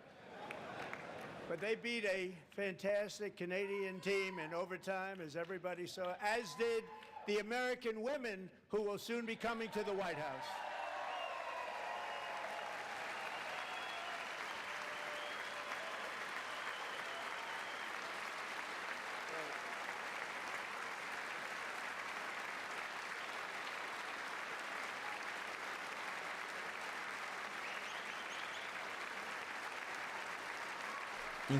The hockey team is the first moment the Democrats have really stood up for any of the applause breaks, which is not surprising. They were in the Oval Office before, and I just want to say a second very big congratulations to Team USA. But I have to say that, and I told them this, and we took a vote of the team. I said, anybody votes no, I'm not doing it. So they stood there, and they weren't about to say no, because I've never seen a goaltender play as well as goalie Connor Hellebuck.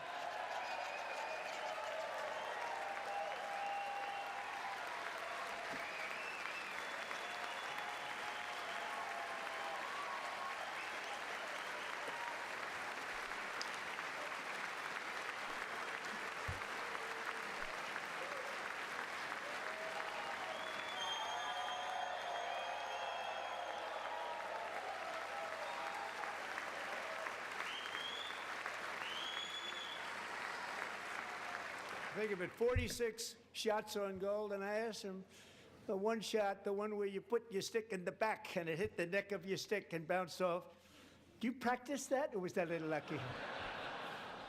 He refused to answer that question. But I just want to tell you that the members of this great hockey squad will be very happy to hear, based on their vote and my vote, and in this case my vote was more important, that I will soon be presenting Connor with our highest civilian honor, which we will be given, and which has been given to many athletes over the years. But when I say many, not too many, like 12, it's called the highest civilian honor in our country, the Presidential Medal of Freedom.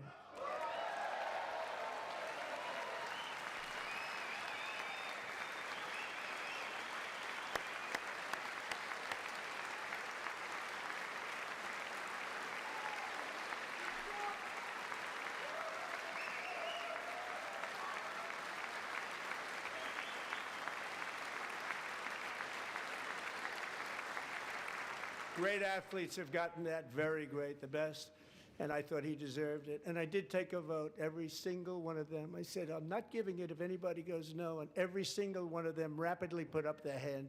So I want to thank you all. What a special job you did. What special champions you are. Thank you very much.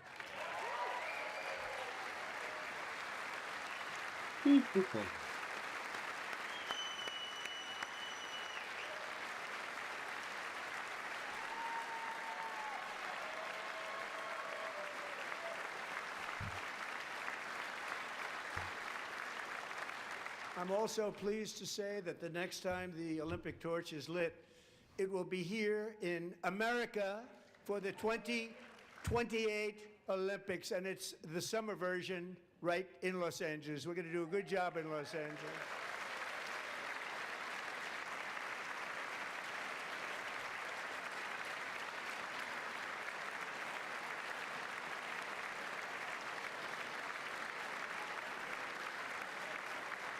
And Los Angeles is going to be safe, just like Washington, D.C. is now one of the safest cities in the country.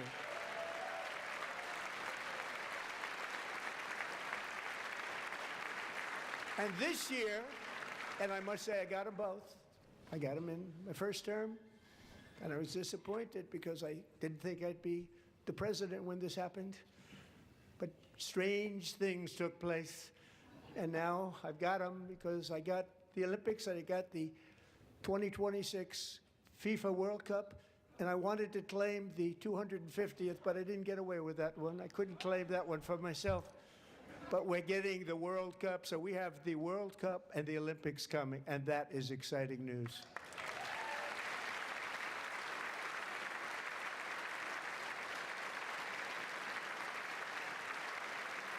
So this will be a year to celebrate our country and the heroes who have kept it free. Men like Buddy Taggart. At age 17, Buddy volunteered to defend America in World War II, serving in the Pacific under the great General Douglas MacArthur. He fought bravely in the famous Battle of Manila, worked so hard. He was badly wounded and almost killed by enemy machine guns in Luzon. And 81 years ago this month, he liberated the largest internment camp in the Philippines, one of the largest anywhere in the world. But he earned many honors, including a Purple Heart and a Bronze Star, came home, started a family, and tonight he is in the gallery looking forward to July 4th, 2026, his 100th birthday.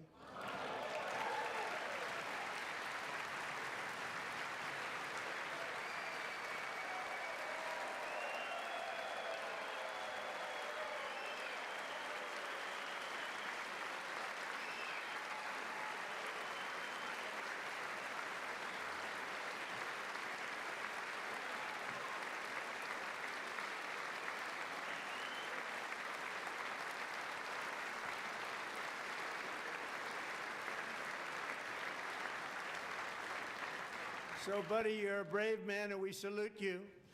Even in times of challenge, setback, and immense heartache, the spirit of 1776 has always shone through very brightly. It was July 4th of last year when floodwaters tore through a girls' summer camp in Central Texas, one of the worst things I've ever seen. I was there, rising 26 feet in the matter of minutes, tragically claiming many, many lives. You all remember that one. As the waters threatened to sweep her away, 11-year-old Millie Kate McClelland closed her eyes and prayed to God. She thought she was going to die. Those prayers were answered when Coast Guard rescue swimmer Scott Ruskin descended from a helicopter above. Nobody knew where he came from. It was Scott's first ever rescue mission, a young guy, but very brave, very, very top, always top in his class. And he lifted not just Millie Kate, but 164 others to safety.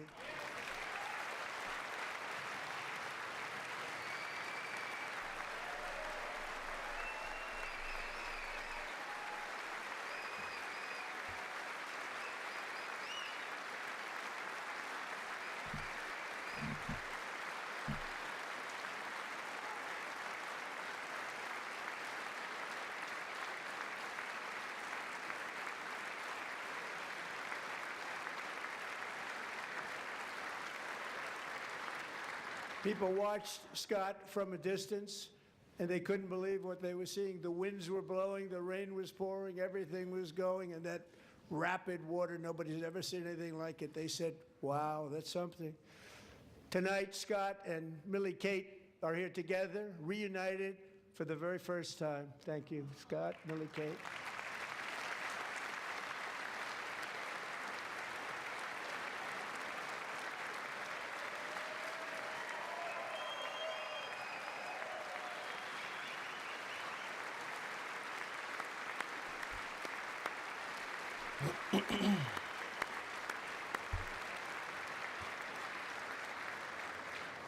And Petty Officer Ruskin, I'm pleased to inform you that I am now awarding you the Legion of Merit for extraordinary heroism, which is what it was, extraordinary heroism. Thank you.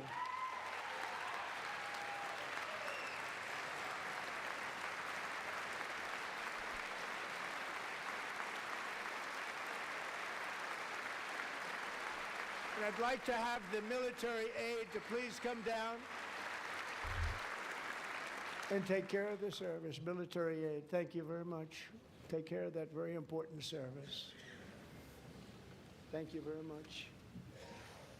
From 1776 to today, every generation of Americans has stepped forward to defend life, liberty, and the pursuit of happiness. And they're really doing it for the next generation. But now it's our turn. Together we're building a nation where every child has the chance to reach higher and go further, where government answers to the people, not the powerful, and where the interests of hardworking American citizens are always our first and ultimate concern. That is the debt we owe to the heroes who came before us, and that is the promise we must keep to America for our 250th year. Last year, I urged this Congress to begin the mission by passing the largest tax cuts in American history, and our Republican majorities delivered so beautifully. Thank you, Republicans.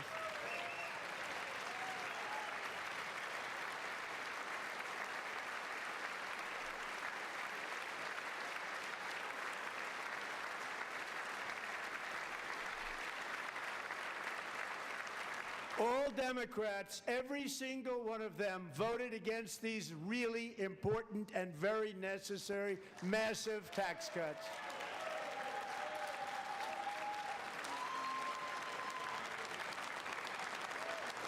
They wanted large-scale tax increases to hurt the people instead. But we held strong, and with the great, big, beautiful bill, we gave you no tax on tips, no tax on overtime, and no tax on Social Security for our great seniors.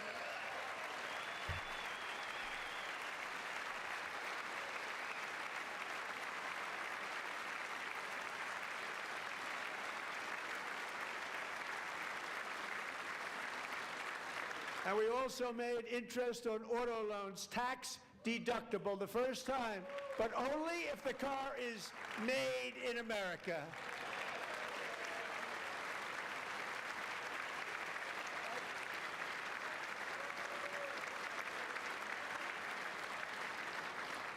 Recently in Pennsylvania, I met Megan Hemhauser, a devoted mom who's homeschools her children, beautiful, 2 children, during the day while waiting tables at night as her husband works overtime operating very heavy equipment. Megan is here this evening, and she's happy to tell you that she is so much richer because with no tax on tips, no tax on overtime, and our expanded child tax credit done again by Republicans, Megan and her husband will take home more than $5,000 extra just for the year, cutting her tax bill in more than half.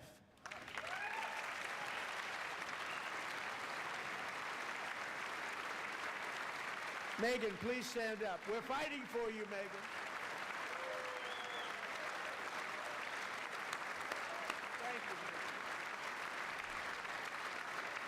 Thank you, Megan. We're fighting for you, Megan. Under our bill, parents like Megan can also activate their children's brand new Trump accounts. And I didn't name it. I did not name that.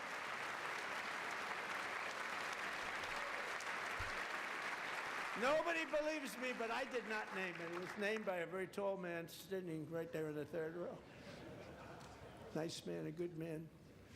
Tax-free investment accounts for every American child. This is something that's so special and has taken off and gone through the roof.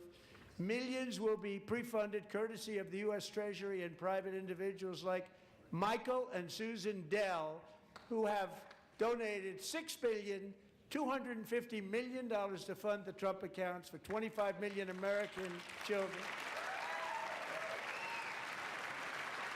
They're great people.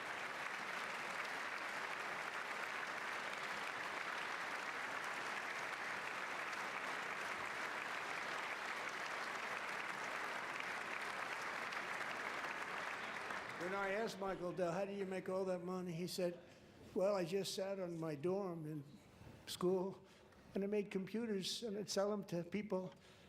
And I just kept selling and selling and selling, and pretty amazing story. That's called the American dream. He sold a lot of computers, a lot of those laptops, so I congratulate him on that, but I really thank him and Susan. as well as others like Brad Gerstner, a very tremendous guy. He was behind it right from the beginning. Brad Gerstner. Thank you, Brad.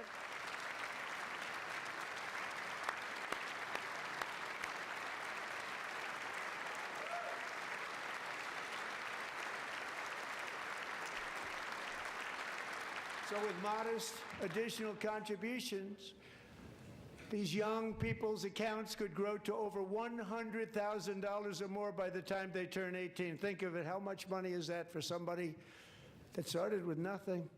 Over 100,000, could be much more than that. To make this investment in our children's future, go to trumpaccounts.gov, trumpaccounts.gov. And a lot of people are doing it. It's setting every record in the book. It's popular. They knew what it was going to take. I'm so proud of them. I'm so proud of the people that got it started. And now it's just taken off. One of the primary reasons for our country's stunning economic turnaround, the biggest in history, where the Dow Jones broke 50,000 4 years ahead of schedule, and the S&P hit 7,000, where it wasn't supposed to do it for many years, were tariffs. I used these tariffs, took in hundreds of billions of dollars to make great deals for our country, both economically and on a national security basis. Everything was working well. Countries that were ripping us off for decades are now paying us hundreds of billions of dollars.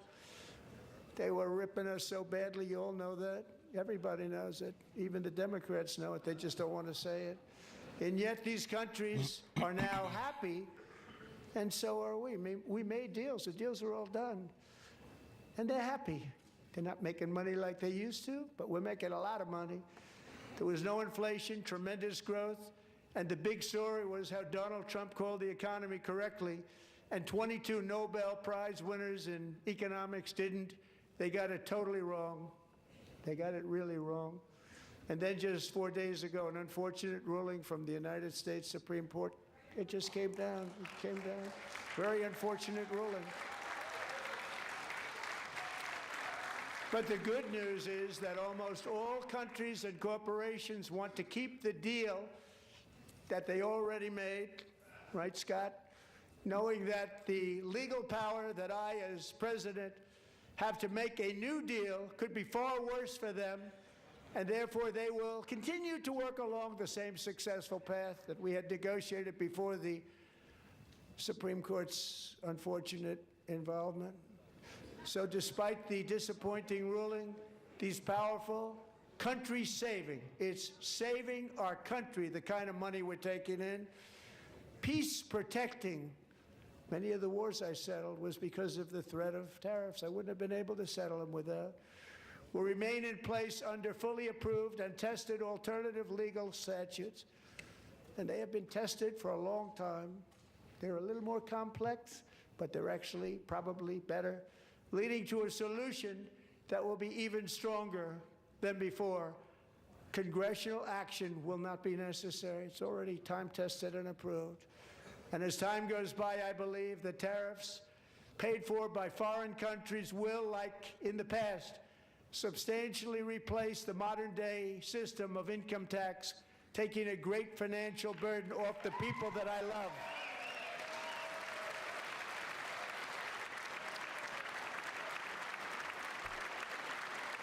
Right?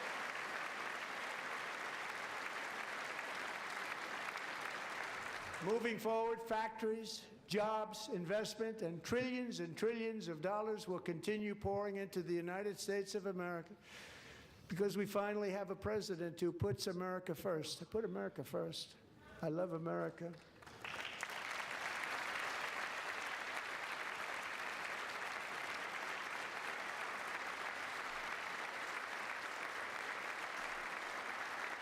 For decades before I came along, we had the exact opposite.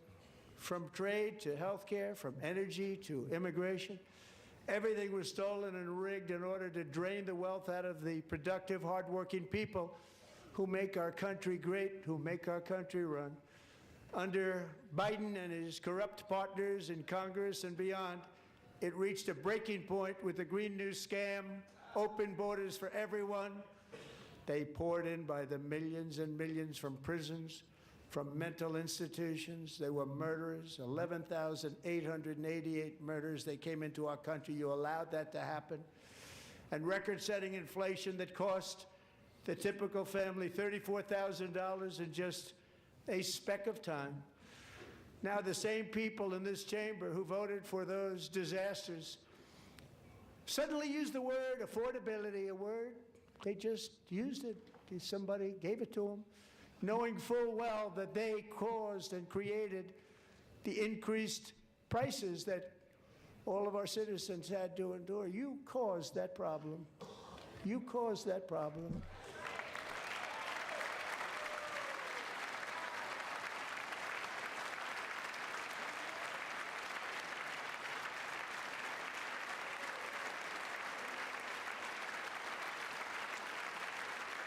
They knew their statements were a lie. They knew it. They knew their statements were a dirty, rotten lie. Their policies created the high prices. Our policies are rapidly ending them. We are doing really well. Those prices are plummeting downward.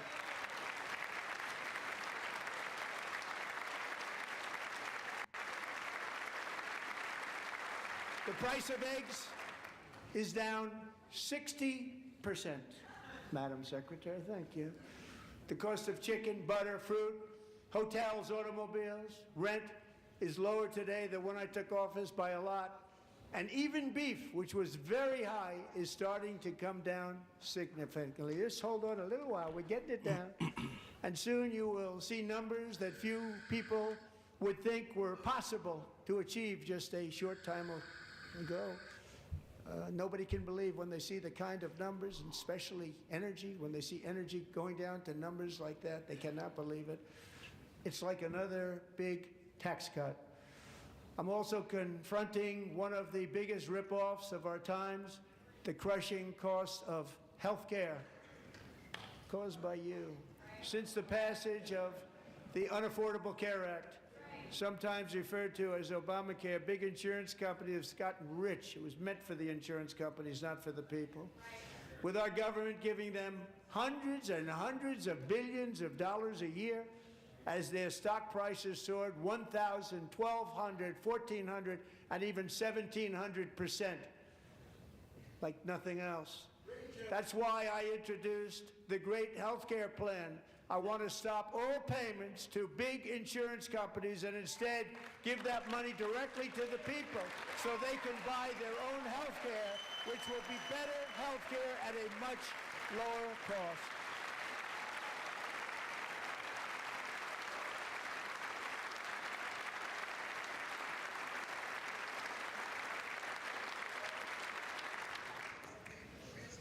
In addition, my plan requires maximum price transparency. That's a big deal.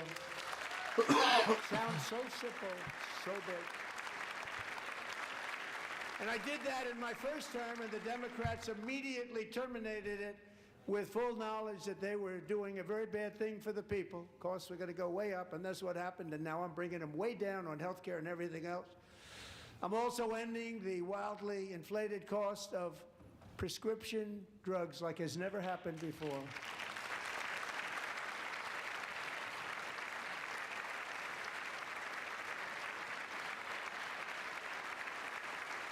Other presidents tried to do it, but they never could. They tried. Most didn't try, actually. But they tried. They said they tried. They couldn't do it. They didn't even come close. They were all talk and no action. But I got it done. Under my just enacted most favored nation agreements, Americans who have for decades paid by far the highest prices of any nation anywhere in the world for prescription drugs will now pay the lowest price anywhere in the world for drugs. Anywhere. The lowest price.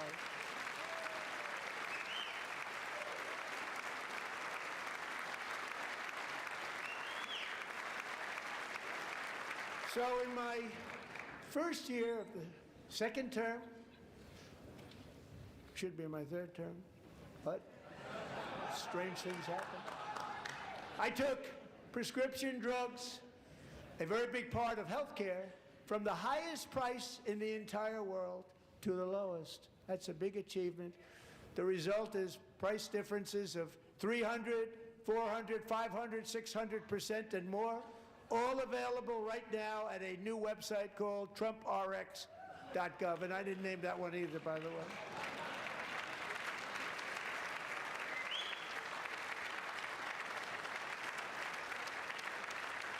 And here tonight is the very first customer ever to get that big discount, and it is big, Catherine Rayner. For 5 years, she and her husband have struggled with infertility, and they turned to IVF. One drug has been costing Catherine $4,000 to purchase, but a few weeks ago, she logged onto the TrumpRx website and got that same drug that cost $4,000, got it for under $500. A reduction of much more, actually, than $3,500. Catherine, we are all praying for you, and you're going to be a great mom.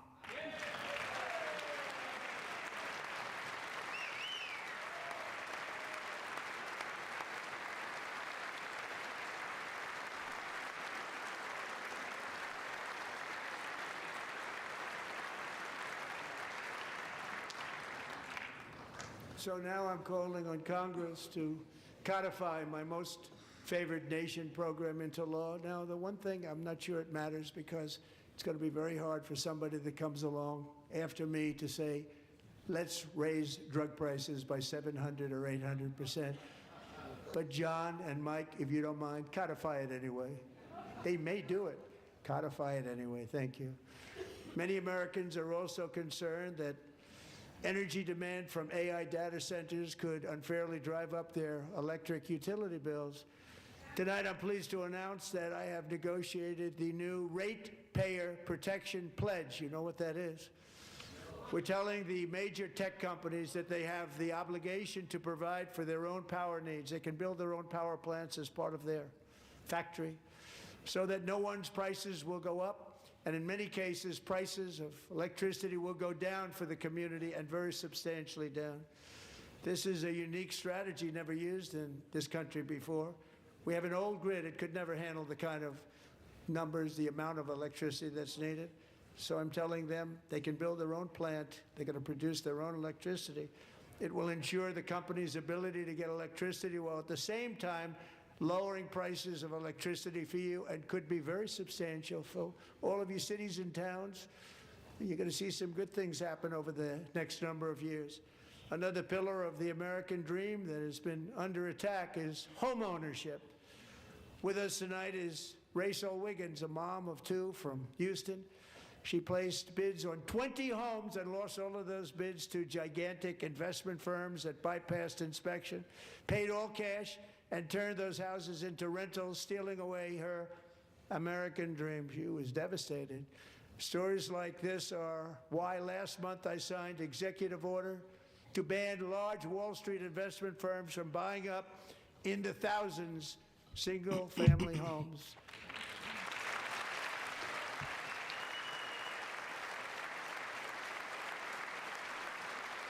Ah, that one gets a few Democrats standing up. It is a very good idea. Not quite sure what the enforcement mechanisms make are. that ban permanent, because homes for people, really, that's what we want. We want homes for people, not for corporations. Corporations are doing just fine. Rachel, thank you very much. Good luck with your home. You'll get one soon.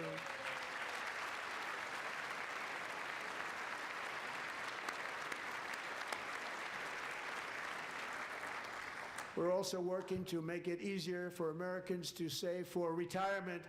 And under this administration, we will always protect Social Security and Medicare. They are not protecting it for our seniors. We will always protect Social Security, Medicare, Medicaid.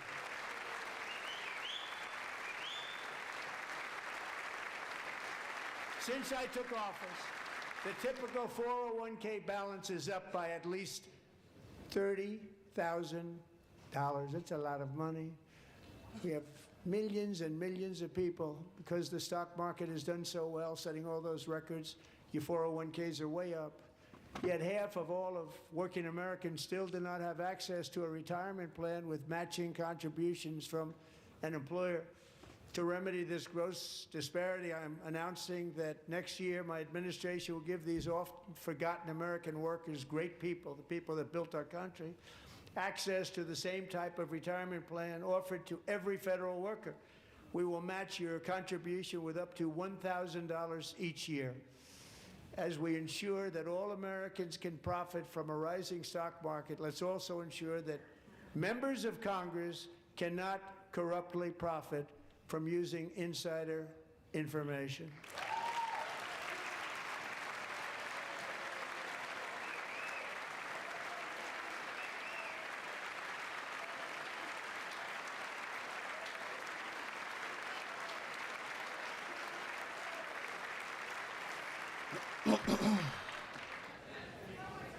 They stood up for that. I can't believe it.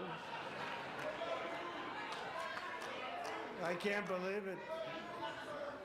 Did Nancy Pelosi stand up if she's here? Doubt it.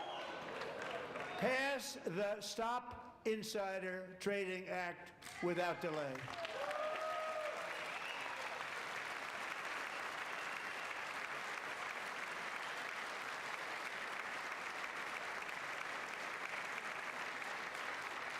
I wasn't sure if anybody even on this side was going to applaud for that. I'm very impressed. Thank you. I'm very impressed. But when it comes to the corruption that is plundering, it's plundering America. There's been no more stunning example than Minnesota, where members of the Somali community have pillaged an estimated $19 billion from the American taxpayer. Oh, we have all the information. And in actuality, the number is much higher than that. And California, Massachusetts, Maine, and many other states are even worse. This is the kind of corruption that shreds the fabric of a nation, and we are working on it like you wouldn't believe. So tonight, although started 4 months ago, I am officially announcing the war on fraud to be led by our great Vice President, J.D. Vance.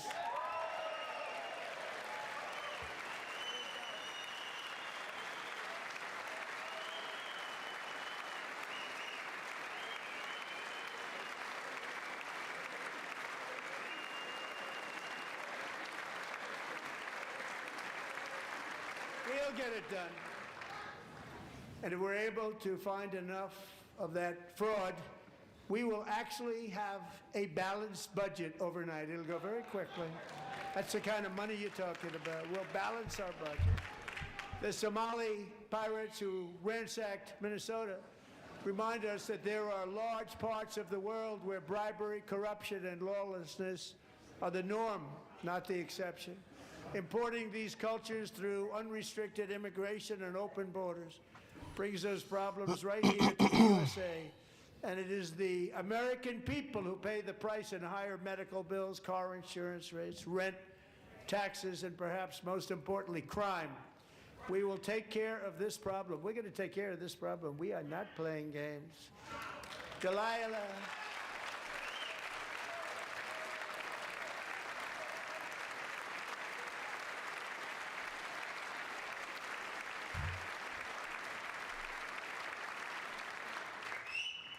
Delilah Colvin was only 5 years old in June 2024 when an 18-wheel tractor trailer plowed into her stopped car traveling at 60 miles an hour or more. The driver was an illegal alien let in by Joe Biden and given a commercial driver's license by open borders politicians in California. Doctors said Delilah would never be able to walk or talk, have a good life. She wouldn't even be able to eat again. But against all odds, she is now in the first grade learning to walk. And she's here this evening with her dad, Marcus, a fantastic man. Delilah, please, you are a great inspiration. Please stand up.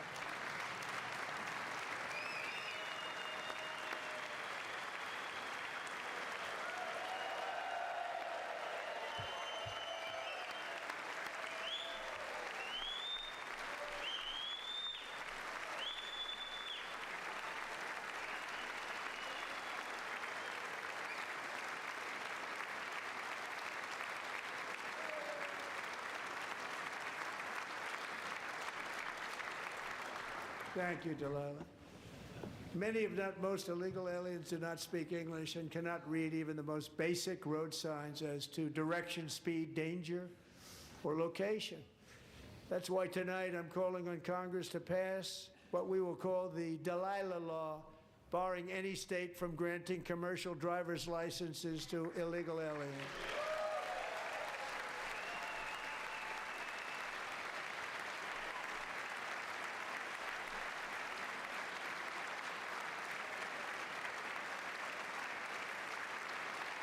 And yesterday, as you probably saw at the White House, I hosted a ceremony with Americans who lost their treasured loved ones to the scourge of illegal immigration. People came into our country, how we allowed this to happen with our open borders.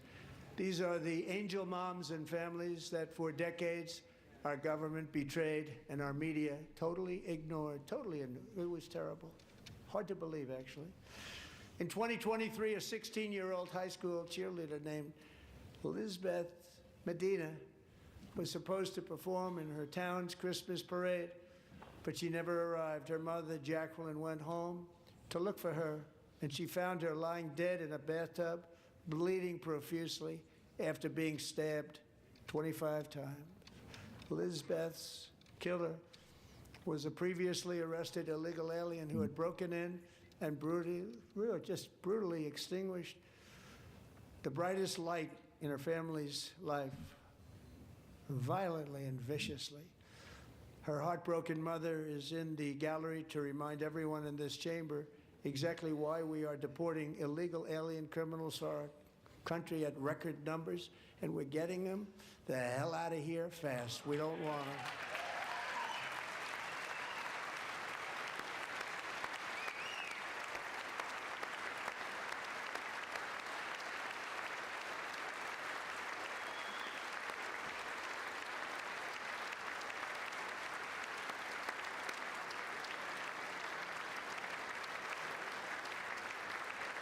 Thank you very much, Jacqueline. Thank you. We can never forget that many in this room not only allowed the border invasion to happen before I got involved, but indeed they would do it all over again if they ever had the chance. If they ever got elected, they would open up those borders to some of the worst criminals anywhere in the world. The only thing standing between Americans and a wide open border right now is President Donald J. Trump and our great Republican patriots in Congress. Thank you. Thank you.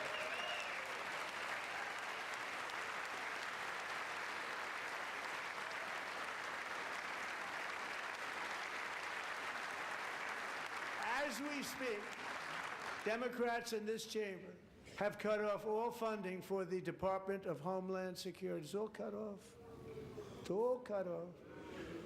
They have instituted another Democrat shutdown, the first one costing us 2 points on GDP. 2 points we lost on GDP, which probably made them quite happy, actually.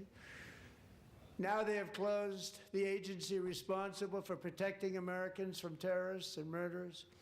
Tonight I'm demanding the full and immediate restoration of all funding for the border security, homeland security of the United States, and also for helping people clean up their snow. We have no money because of the Democrats, and it would be nice, we'd love to give you a hand at cleaning it up, but you gave no money. Nobody's getting paid. It's a shame. So you have to think about it. We have, in case you didn't know, a pretty large snowstorm out there. One of the great things about the State of the Union is how it gives Americans the chance to see clearly what their representatives really believe. So tonight I'm inviting every legislator to join with my administration in reaffirming a fundamental principle. If you agree with this statement, then stand up and show your support. The first duty of the American government is to protect American citizens, not illegal aliens.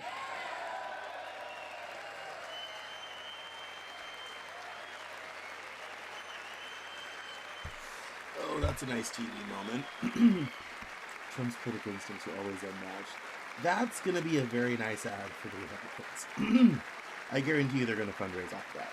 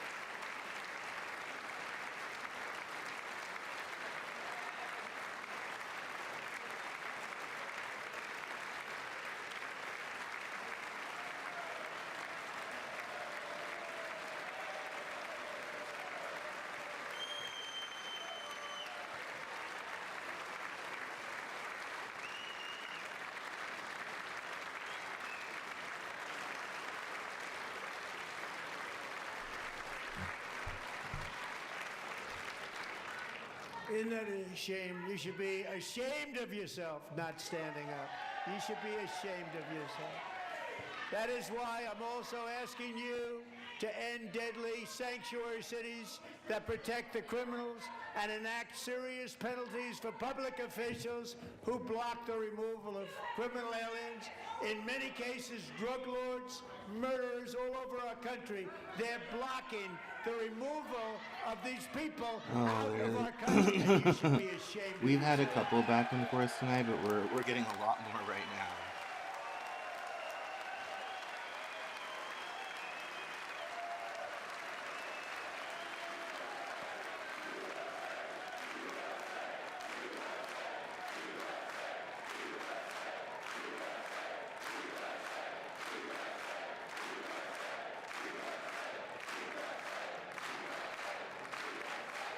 And perhaps most importantly, I'm asking you to approve the Save America Act. That's the new voting legislation that will set new requirements for voting in ballots To nationwide. stop illegal aliens and others who are unpermitted persons from voting in our sacred American elections. The cheating is rampant in our elections. It's rampant. It's very simple. All voters must show voter ID.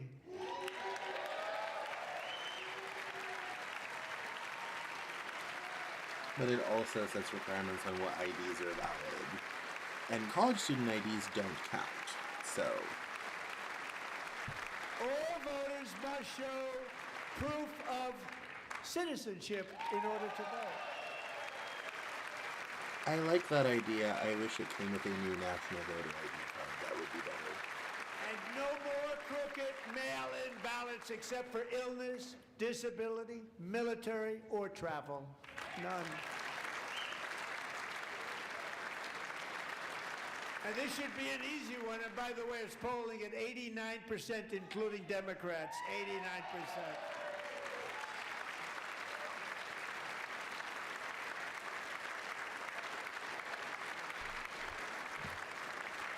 And even the new communist mayor of New York City, I think he's a nice guy, actually.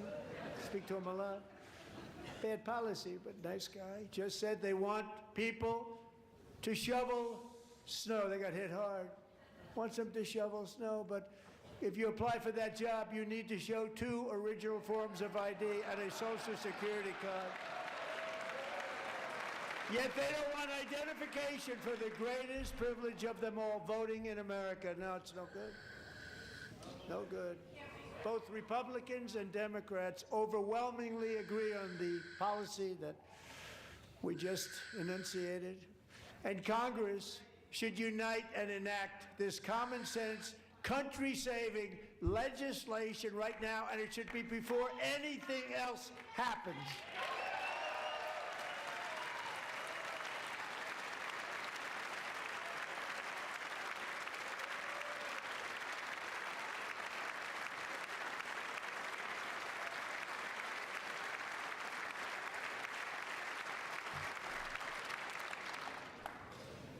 And the reason they don't want to do it, why would anybody not want voter ID? One reason, because they want to cheat. There's only one reason.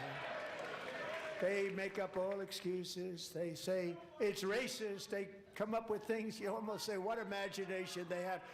They want to cheat. They have cheated. And their policy is so bad that the only way they can get elected is to cheat. And we're going to stop it. We have to stop it, John.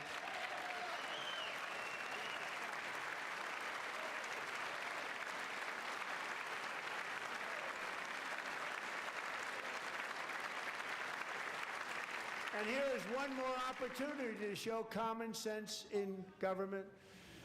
In the gallery tonight are Sage Blair and her mother, Michelle.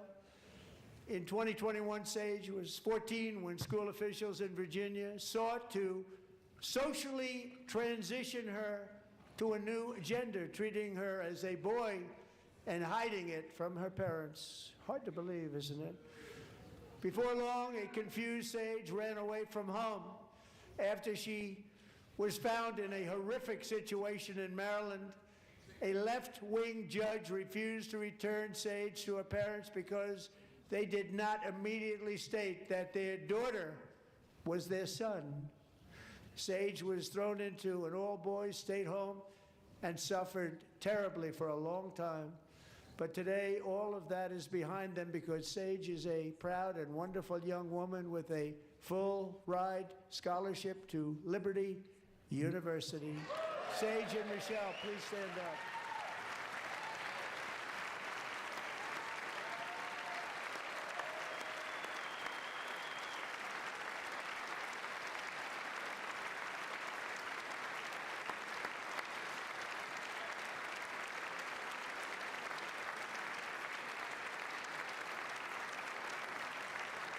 And thank you for your great bravery. And who can believe that we're even speaking about things like this? 15 years ago, if somebody was up here and said that, they'd say, what's wrong with him? But now we have to say it because it's going on all over numerous states without even telling the parents. But surely we can all agree no state can be allowed to rip children from their parents' arms and transition them to a new gender against the parents' will. Who would believe that we're even talking about this? We must ban it, and we must ban it immediately.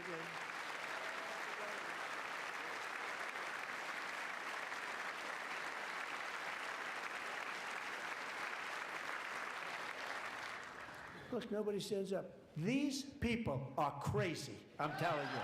They're crazy.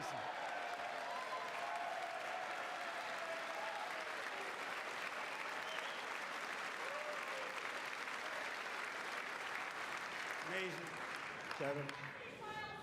Boy, oh boy. We're lucky we have a country. With people like this, Democrats are destroying our country, but we've stopped it just in the nick of time, didn't we?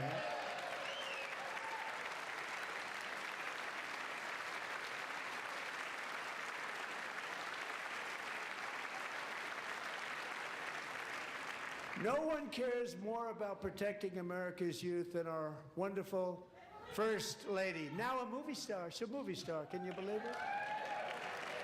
Who would have believed that? Over the past year, she has had an incredible impact championing AI legislation, advancing a landmark executive order on foster care, and helping secure $30 million to launch the Melania Trump Foster Youth to Independence Initiative. It's a tremendous, really a tremendous thing that happened and had a lot of bipartisan support. She gets much better bipartisan support than I do. I get none. She gets a lot. Someday you're going to have to tell me how you did that. And students and educators in every state have joined the First Lady's efforts in the presidential AI challenge, keeping America's next generation positioned to succeed and strongly succeed in the future. Tonight we welcome 2 young people whose lives reflect the First Lady's impact, Sierra Burns and Everest Nevermont. Thank you both, and Melania, thank you. I know how hard you worked on it. Thank you very much.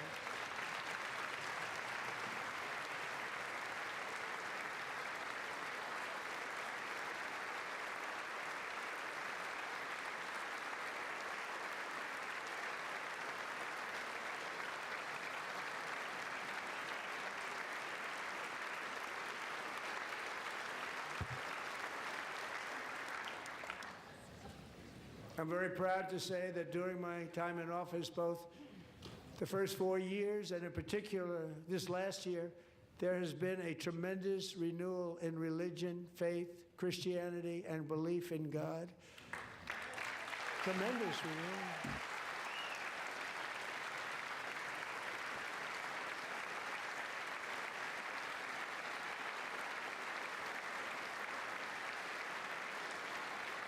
This is especially true among young people, and a big part of that had to do with my great friend, Charlie Kirk, a great guy, great man.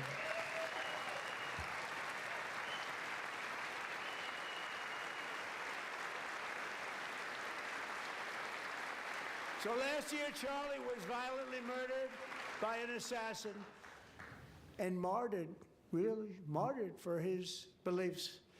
His wonderful wife, Erica, is with us tonight. Erica, please stand.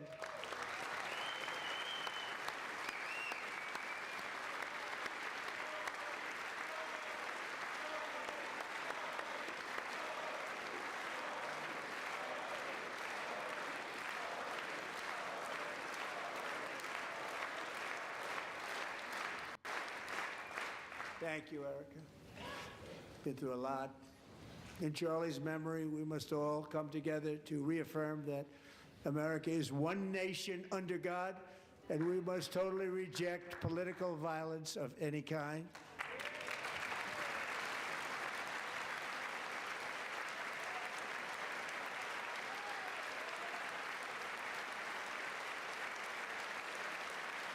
We love religion, and we love bringing it back, and it's coming back at levels that nobody actually thought possible. It's really a beautiful thing to see. Above all, unleashing America's promise requires keeping our communities safe. We have made incredible strides, yet dangerous repeat offenders continue to be released by pro-crime Democrat politicians again and again. We are honored to be joined tonight by a woman who's been through hell, Anya Zuretska. In 2022, she and her beautiful daughter, so beautiful, what a beautiful young woman, Irina, fled war-torn Ukraine to live with relatives near Charlotte, North Carolina. And by the way, what's going on with Charlotte? Last summer, 23-year-old Irina was riding home on the train when a deranged monster who had been arrested over a dozen times and was released through no cash bail, stood up and viciously slashed a knife through her neck and body. No one will ever forget. There were people on that train. No one will ever forget the expression of terror on Irina's face as she looked up at her attacker in the last seconds of her life. She died instantly. She had escaped a brutal war only to be slain by a hardened criminal, set free to kill in America, came in through open borders. Mrs. Zuretska, tonight I promise you we will ensure justice for your magnificent daughter, Irina.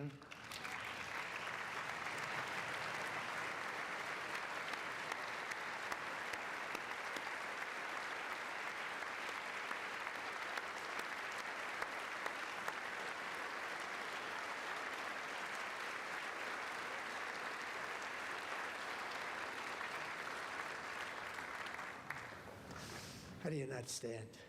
How do you not stand? I'm asking this Congress to pass tough legislation to ensure that violent and dangerous repeat offenders are put behind bars, and importantly, that they stay there.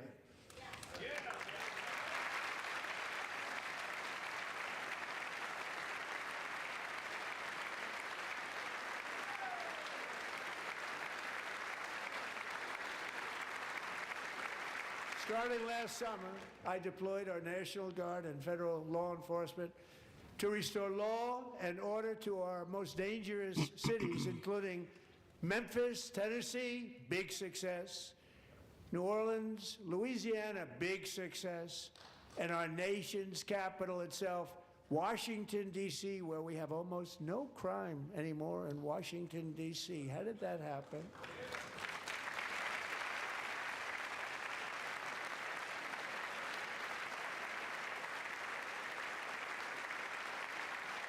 In fact, crime in Washington is now at the lowest level ever recorded, and murders in D.C. this January were down close to 100% from a year ago.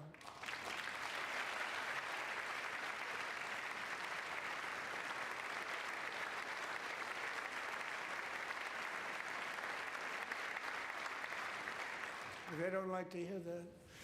One of the sick people, one of the brave service members who helped achieve this stunning turnaround was 20-year-old West Virginia Army National Guard Specialist Sarah Beckstrom.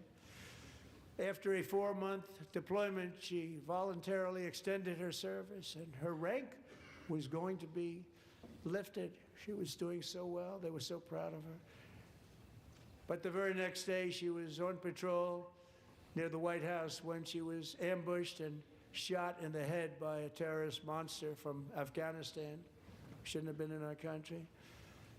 And all because she wore the uniform of our nation. She was shot.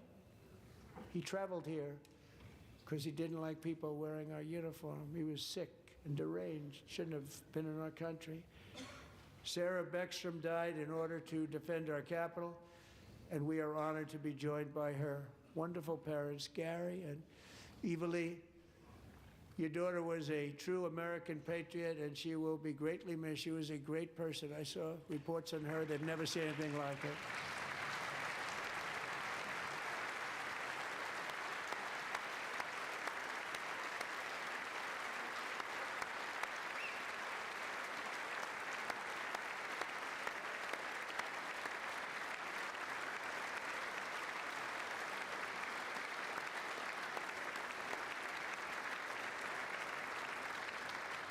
So sorry. Thank you very much.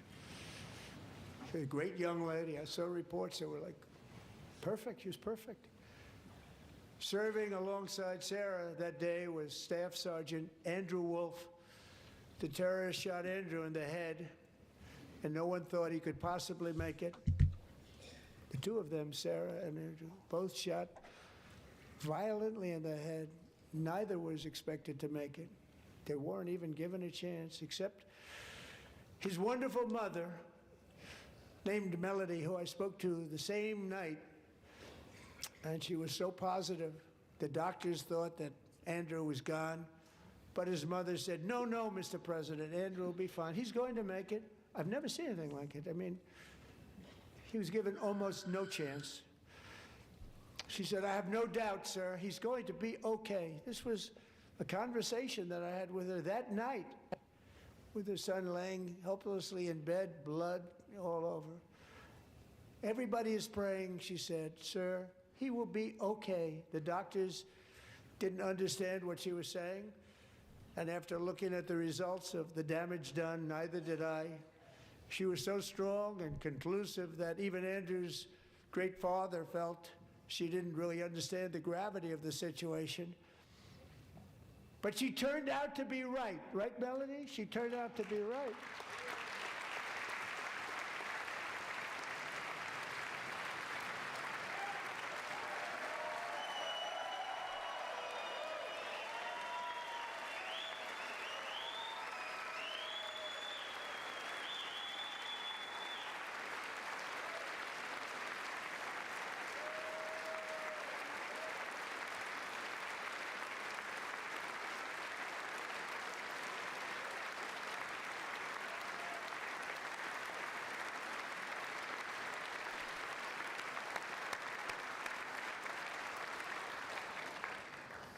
Amazing, actually. I said, where does this woman come from? She's the most positive person I've ever met. With God's help, Andrew has battled back from the edge of death, and we're talking about the edge of death, on his way to a miraculous recovery. He's got a little work to do, but he's doing great. Nice to see you. He's a good-looking guy. Nice to see you. Thanks, Andrew. Thank you very much.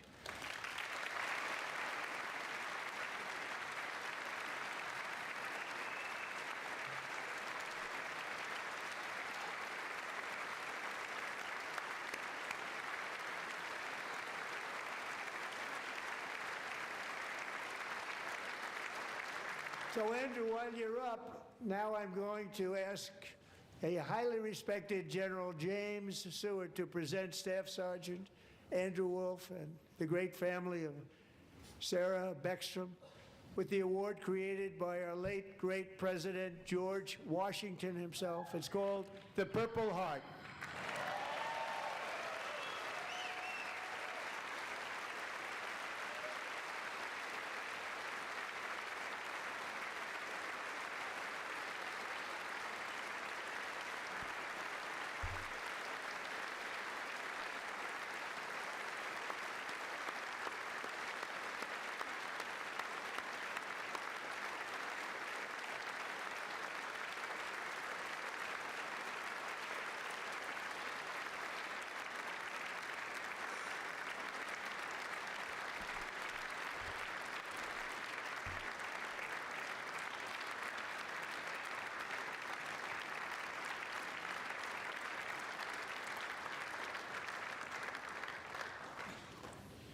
We love you all. Love you. We're proudly restoring safety for Americans at home, and we are also In 13 restoring minutes, security one of the for longest Americans speeches in abroad. history. Our country has never been stronger. My first 10 months, I ended 8 wars, including Cambodia. Isn't it funny? You're sick people.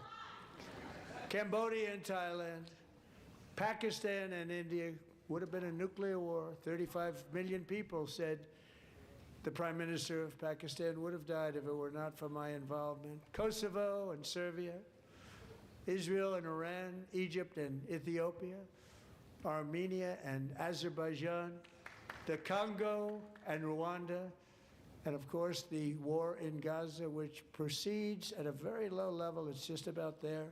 And I want to thank Steve Witkoff and Jared Kushner for your help. Thank you, Steve. Thank you, Jared.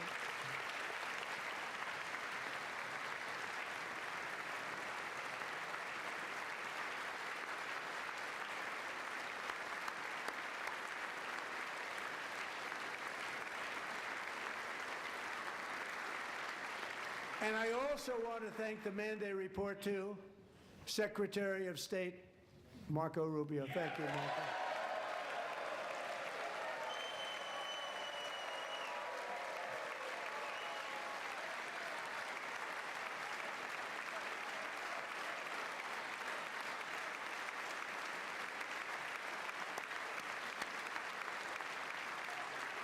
People don't like you.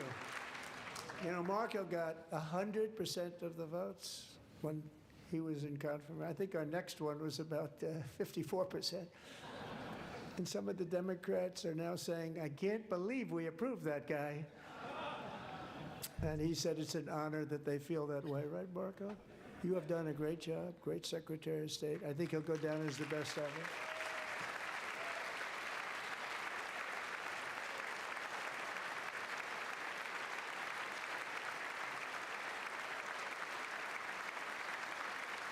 Under the ceasefire I negotiated, every single hostage, both living and dead, has been returned home. Can you believe that?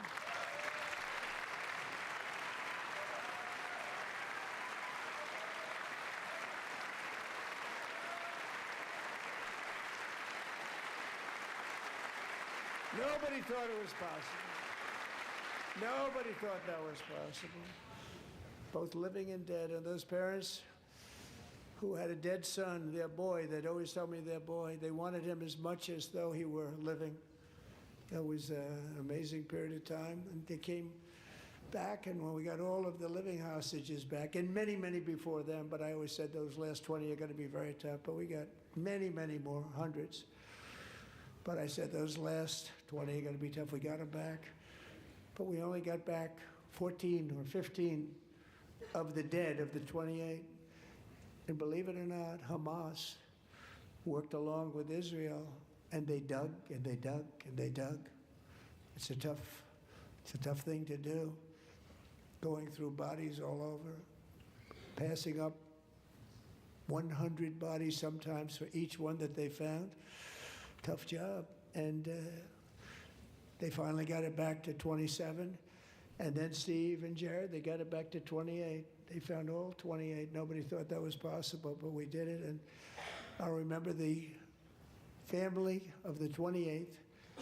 They were so grieved, but they were so happy as it's possible to be. They had their boy back. The mother said, "Sir, we have our boy back." What a period of time that was, but we got them all back. So thank you both very much. Great job.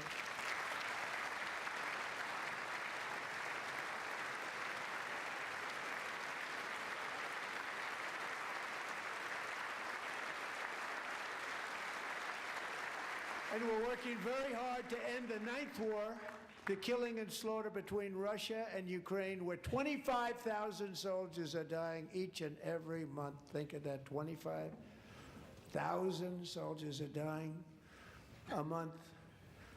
A war which would have never happened if I were president, would have never happened. As president, I will make peace wherever I can, but I will never hesitate to confront threats to America wherever we must. That's why in a breakthrough operation last June, the United States military obliterated Iran's nuclear weapons program with an attack on Iranian soil known as Operation Midnight Hammer.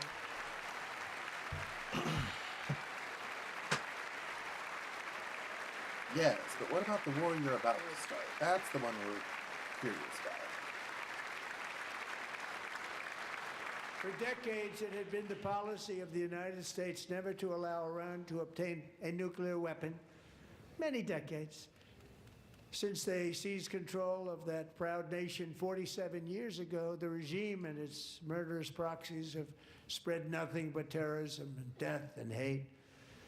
They've killed and maimed thousands of American service members and hundreds of thousands and even millions of people with what's called roadside bombs. They were the kings of the roadside bomb.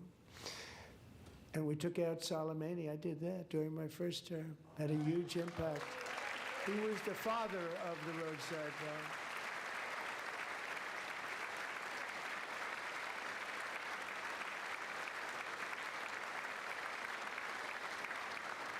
And just over the last couple of months with the protests, they've killed at least, it looks like 32,000 protests, 32,000 protesters in their own country.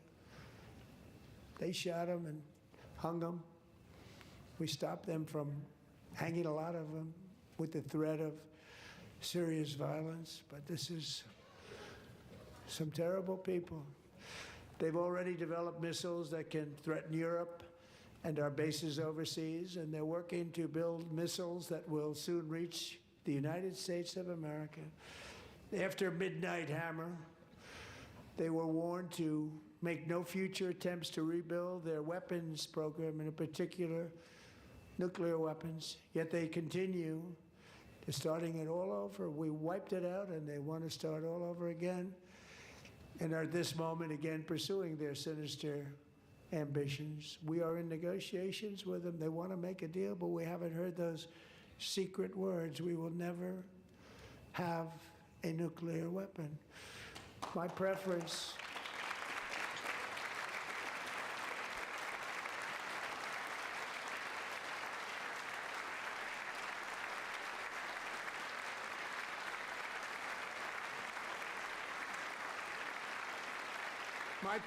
is to solve this problem through diplomacy.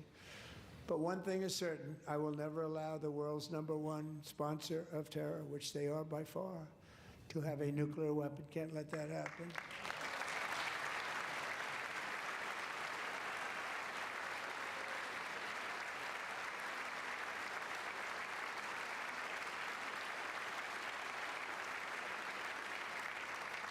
And no nation should ever doubt America's resolve.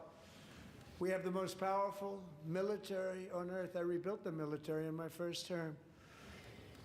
We're going to continue to do so.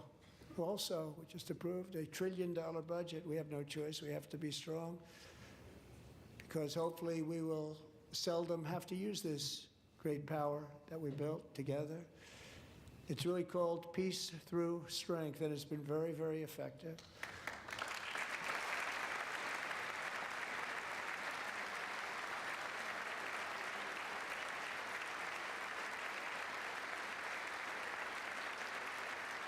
So thanks to Republicans in Congress, we're investing that record number of dollars, have no choice, in the United States Armed Forces. Also creating a lot of jobs, but we're not even doing it for that reason. Because as I said, we have more jobs, more people working today than ever before in the history of our country. And NATO countries are friends and allies. They are. They're our friends and they're our allies. Have just agreed, at my very strong request, to pay 5% of GDP for military defense rather than the 2%, which they weren't paying. We were paying for almost all of NATO. Now they're paying 5 as opposed to not paying 4. That is quite an achievement. Presidents have been frustrated with the lack of NATO from other nations for decades. And getting that 5% was something which everyone said would never be done, could not happen. We got it really easily. One meeting. And big difference between 2% that's not paid. We were paying the freight of many of them. Very few were paid up. Now 5%, then they're paid. And everything we send over to Ukraine is sent through NATO, and they pay us in full. They pay us totally in full. Every branch of our armed forces is setting records for recruitment. This is so exciting. And every service member recently.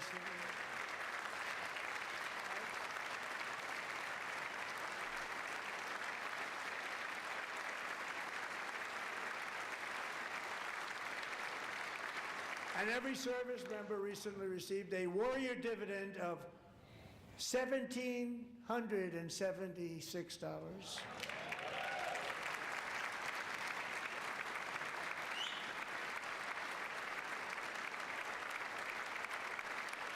You know, they put it on my desk. We got the money from tariffs and other things, a lot of money we have. We have much more money than people understand. Have to rebuild that program a little bit, but it won't take long. But we got the money, and it was $1,775, and they wanted my approval. And I said, what's the number? $1,775. I said, wait a minute, for $1 more we can have $1,776. Let's go to it. I said, we're going to figure that. I never asked anybody if we could afford it. $1 more, I said $1,776. And I said, that's good. And I'll tell you what, our military, that was 4 months ago, our military, I never see a person in the military that doesn't thank me for it, so we're honored to do it. They deserve it. And we call it 1776. It was great. And we love our military. We love our law enforcement. We love our firemen. You know, the firemen don't get mentioned enough. We love our firemen. We're also...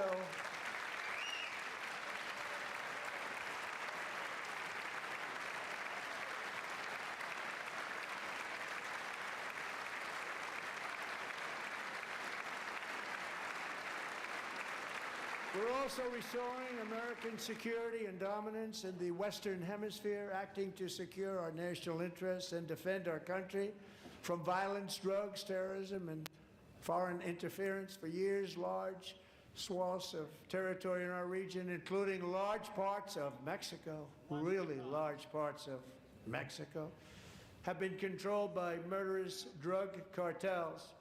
That's why I designated these cartels as foreign terrorist organizations, and I declared illicit fentanyl as a weapon of mass destruction.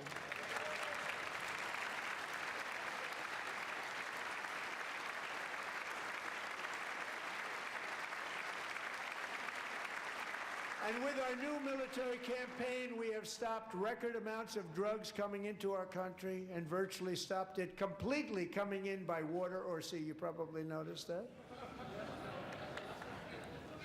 We very seriously damaged their fishing industry also. Nobody wants to go fishing anymore. We've also taken down one of the most sinister cartel kingpins of all. You saw that yesterday. In January,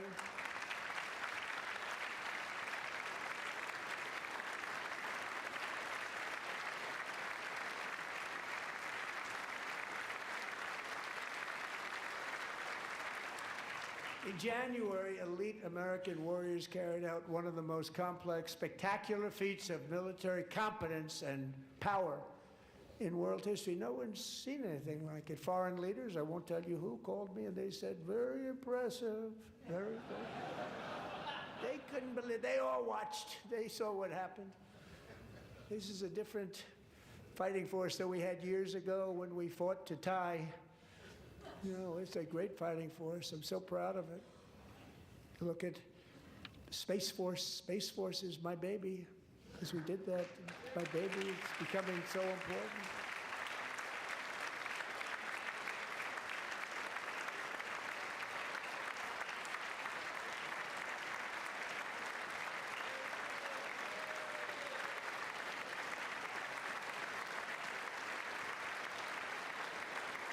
And America's armed forces overwhelmed all defenses and utterly defeated an enemy, good fighters, to end the reign of outlaw dictator Nicolas Maduro and bring him to face American justice.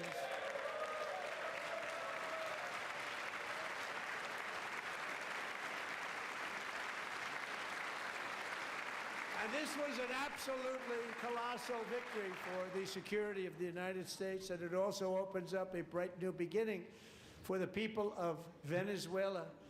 We're working closely with the new president of Venezuela, Delcy Rodriguez, to unleash extraordinary economic gains for both of our countries, and to bring new hope to those who have suffered so terribly. They really did suffer. With us tonight is Alejandro Gonzalez. She grew up in a tight-knit Venezuelan family and was especially close to her beloved uncle Enrique. But after Enrique ran for office and opposed Maduro, he was kidnapped by Maduro's security forces and thrown into the regime's really infamous prison in Caracas.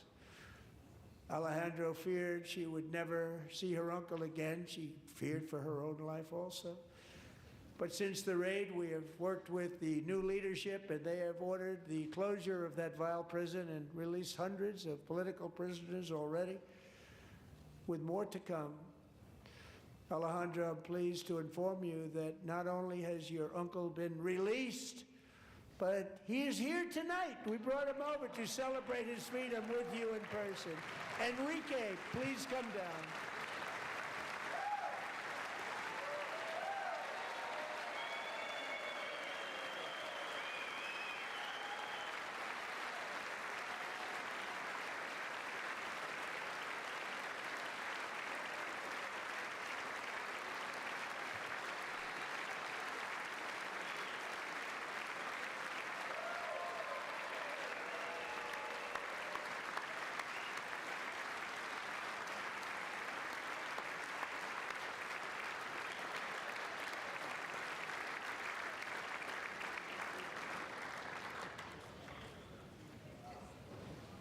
Thank you, Enrique. Have a good time.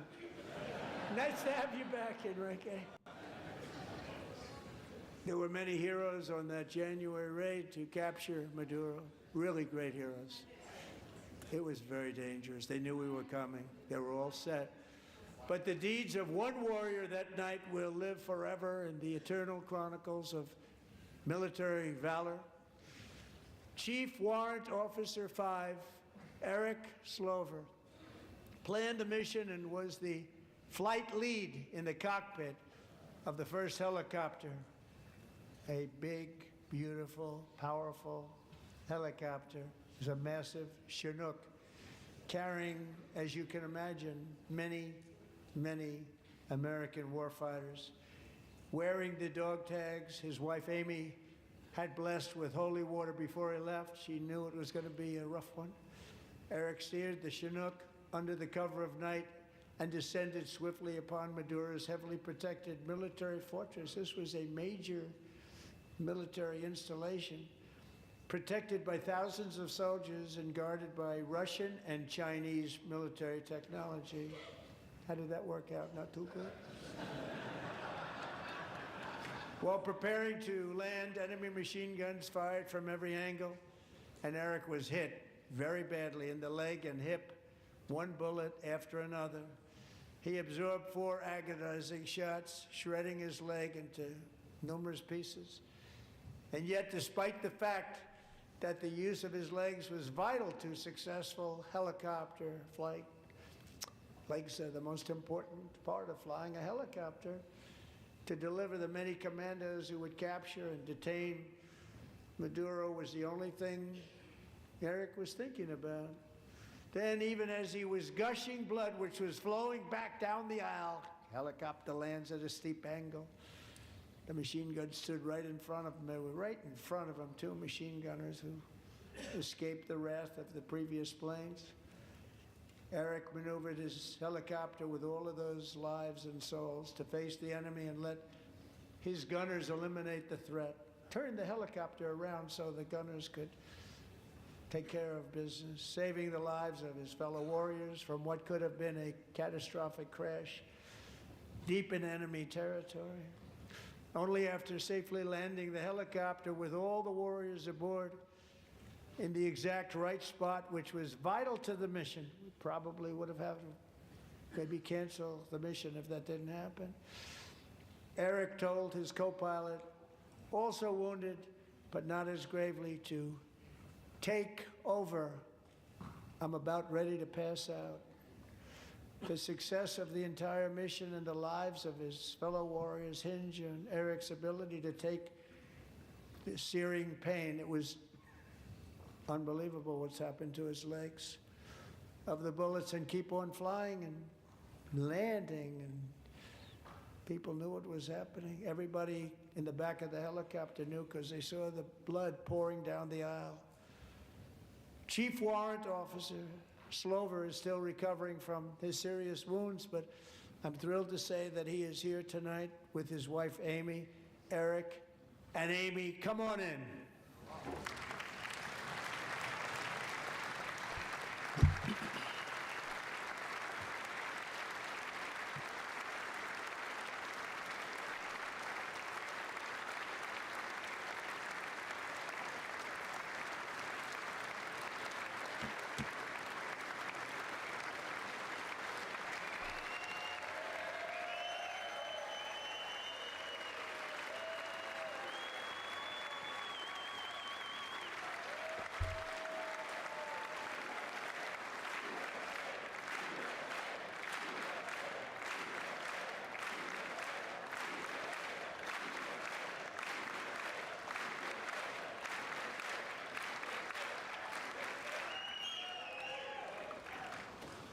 So we have a surprise for Eric and Amy. In recognition of Eric's actions above and beyond the call of duty, I would now like to ask General Jonathan Braga to present Chief Warrant Officer Slover with our nation's highest military award, the Congressional Medal of Honor.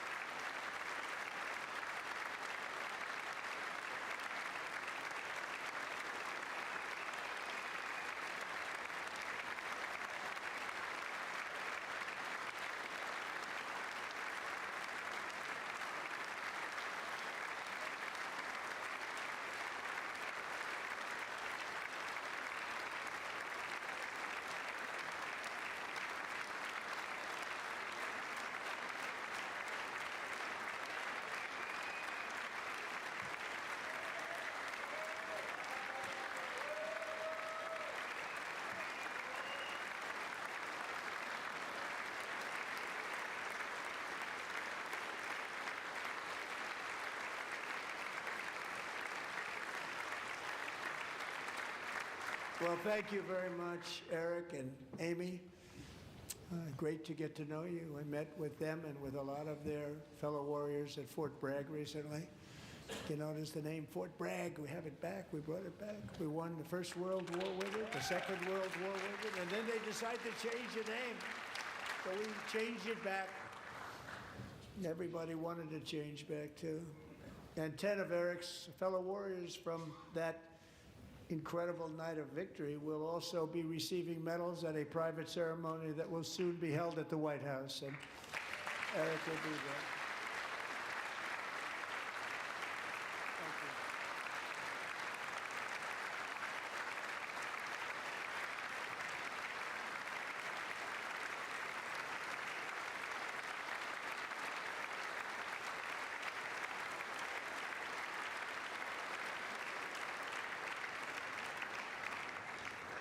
Thank you, Eric. That's a big one. Tonight we've celebrated many truly extraordinary American patriots, but there is one last living legend to honor before we go. He is one more heroic American aviator, Navy fighter pilot. Royce Williams served in World War II, Korea, Vietnam, flying more than 220 missions. In the skies over Korea in 1952, Royce was in the dogfight of a lifetime, legendary dogfight. Flying through blizzard conditions, his squadron was ambushed by 7 Soviet fighter planes. It was his first aerial combat of the war, and despite being massively outnumbered and outgunned, Royce led the takedown of 4 enemy jets and almost destroyed the others, vanquishing his adversaries while taking 263 bullets to his own plane and being seriously hurt. His story was secret for over 50 years. He didn't even want to tell his wife, but the legend grew and grew. But tonight, at 100 years old, this brave Navy captain is finally getting the recognition he deserves. He was a legend long before this evening. Royce, please stand up, and I will ask the First Lady of the United States to present Captain Royce Williams with his Congressional Medal of Honor.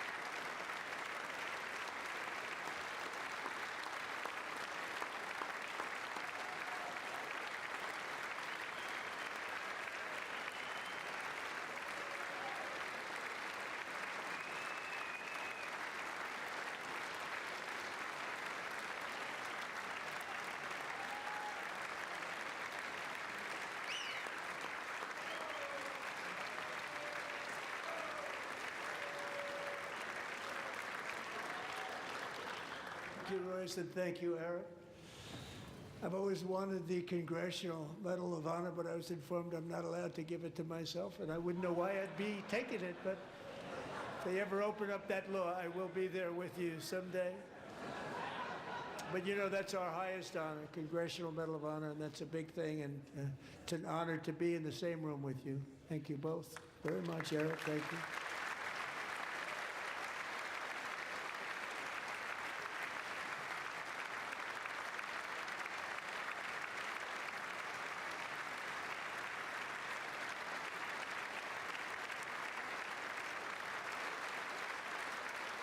Thank you.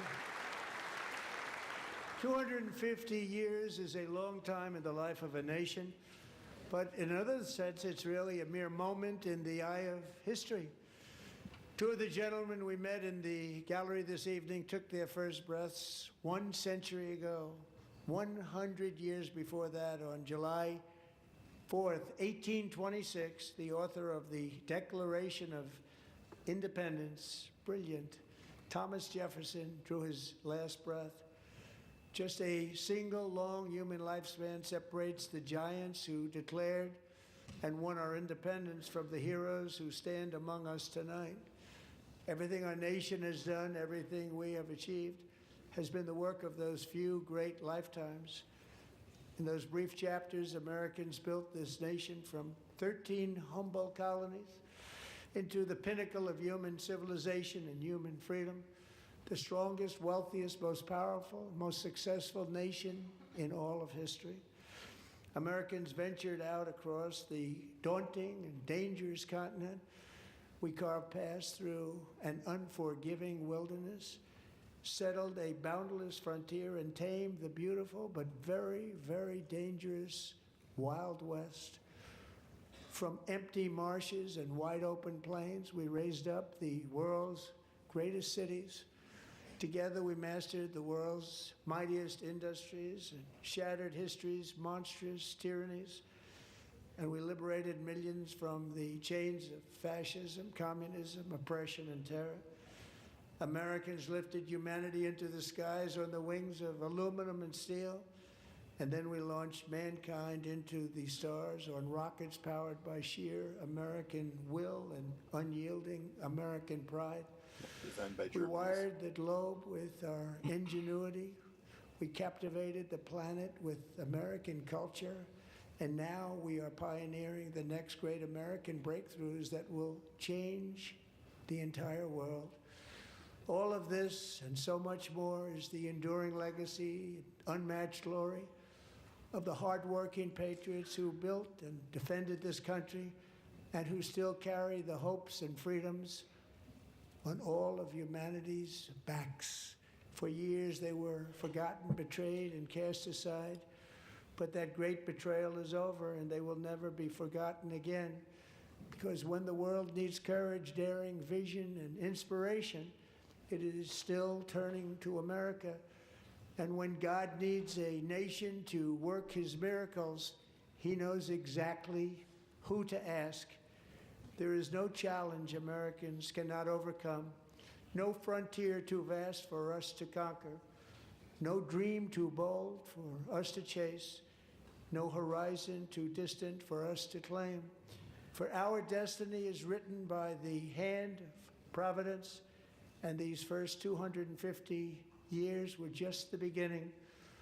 From the rugged border towns of Texas to the heartland villages of Michigan, from the sun-kissed shores of Florida to the endless fields of the Dakotas, and from the historic streets of Philadelphia to right here in our nation's capital, Washington, D.C., the golden age of America is upon us. The revolution that began in 1776 has not ended. It still continues because the flame of liberty and independence still burns in the heart of every American patriot. And our future will be bigger, better, brighter, bolder, and more glorious than ever before. Thank you, God bless you, and God bless America. 2 hours on the dot, as planned. And there we have it, President Trump in the State of the Union at 1 hour, 48 minutes. That's a record even for this president. He has given long States of the Union before, joint addresses to Congress. This will go down in history as his longest yet. He spoke tonight, shaking the hand there of the Vice President, House Speaker Mike Johnson as well, and that gavel that the Speaker used, George Washington's, to mark this 250th year. The President looking out into that chamber tonight, filled with Republicans and many Democrats, though many did not show up this evening. He spoke at length about the economy, talked about a number of indicators as he saw it as positives. Inflation slowing, gas prices down, some grocery prices coming down. He said beef is finally turning the corner. Said the stock market hit more than 50 all-time highs. He said one of the reasons for his economic success were his tariffs, pointing to the Dow hitting 50,000 for the first time, he said, because of his tariffs. He talked about the unfortunate ruling from the U.S. Supreme Court, the disappointing ruling. But we should point out as he walks in, he's pretty close to the justices again as he comes down on the floor, that he did shake their hands there this evening. There were a couple of shots that they showed, one of them making it very clear that not only did he shake the Chief Justice's hand, but the others who had gathered there, including Amy Coney Barrett, who did not rule in his favor on the tariffs, though he did appoint her to the court, shaking all of their hands. And it was wondered going into this evening whether or not he would address them during his speech. He did bring up the court, used the words disappointing, unfortunate, but said he will find other ways to continue to impose those tariffs. He said they do work, and they also work on a foreign policy perspective, he said. He said deals have been made with countries, and that he believes many of those deals will still be held up, even with this setback from the court as he sees it. A lot of pomp and circumstance tonight, a lot of awards given, medals, honors, quite moving. Quite a few television moments, the Navy fighter pilot there at the end. How do you beat that at 100 years old? An honor well-deserved. And even though the speech was an hour, 48 minutes, it was just 12 minutes in, the U.S. men's hockey team. Another television moment there, returning to a hero's welcome in the chamber and here in the country. He said the goalie will receive the Presidential Medal of Freedom, Connor Hellebuck. He said the women's team will be coming to the White House soon, which Mary Bruce, you believed was the case. We await the date on the team's arrival at the White House. What are you hearing from your sources? Do they believe the president did what he needed to do tonight?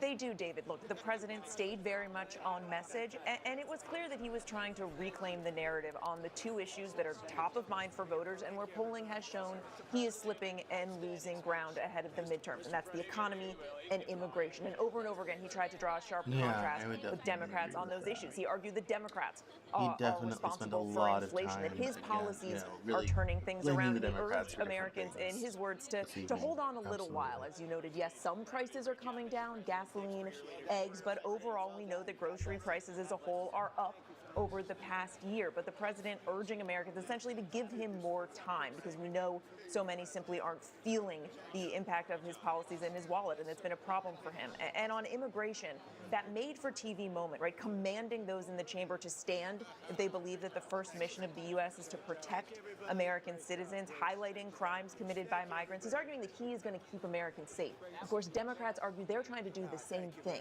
by demanding reforms on immigration tax. He talked about cities in America where he believes the policies have worked when it comes to making cities safer. He did not talk about Minneapolis, at least that I did not hear tonight. No, he did not. He notably didn't talk about those tactics, as poll numbers have shown that Americans disagree with them. That the issue of immigration, which has been such a winning issue for him, he took a hit on that issue after his aggressive immigration enforcement tactics in Minnesota, where, of course, 2 American citizens were killed. Lindsay Davis, you were also listening here with us, who anchors ABC News Live Prime and of course, the Sunday night edition of World News Tonight. This economy is a tall task. We've seen the polling going into the State of the Union, the White House, the president aware of these numbers. All right, everyone's going to be waiting for the Democratic response. The chair some of these prices beginning to come down. You can hear the joint session is now dissolved. The president has left. But did he meet the mark in terms of connecting with the American people and many of his own supporters who have waited to feel some of this relief that he speaks of? You know, for the majority of Americans who went into this night, 60%, according to our most recent poll, it was said that they are not happy with the economy. You have to wonder if words mattered tonight from the president. When you hear him saying that this is the golden age of America and the economy is roaring like never before, do their eyes matter more than their ears? When they're hearing that the economy is strong, does that overrule what they're seeing in their own lives? We're going to get to everyone here at the round table in a moment, but when we come back, the Democratic response, Governor Abigail Spanberger of Virginia. Don't go away. We'll be right back. The road to the Oscars comes through. Good morning, America. With Oscar nominees Michael B. Jordan and Ryan Coogler right here. Yes, sir. Plus, John Hamm and Nate Bargatze live. Oh, yeah. Oh, yeah. This week, only on Good Morning America. I'm RJ Decker, the Sunshine State's most lovable PI. I am this close to proving it was a murder for hire. My business, I did it. It's booming. What happened to your eye? Misunderstanding? Turns out, murder never takes a vacation. You and this place, you were made for each other. What do you mean, the bar? Florida.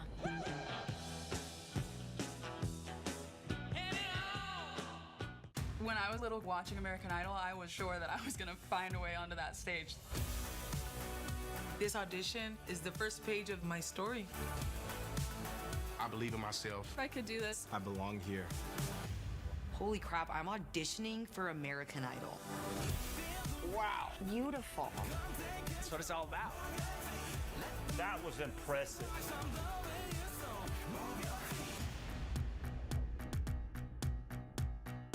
Hey, kid, give us a beat. Make it nasty.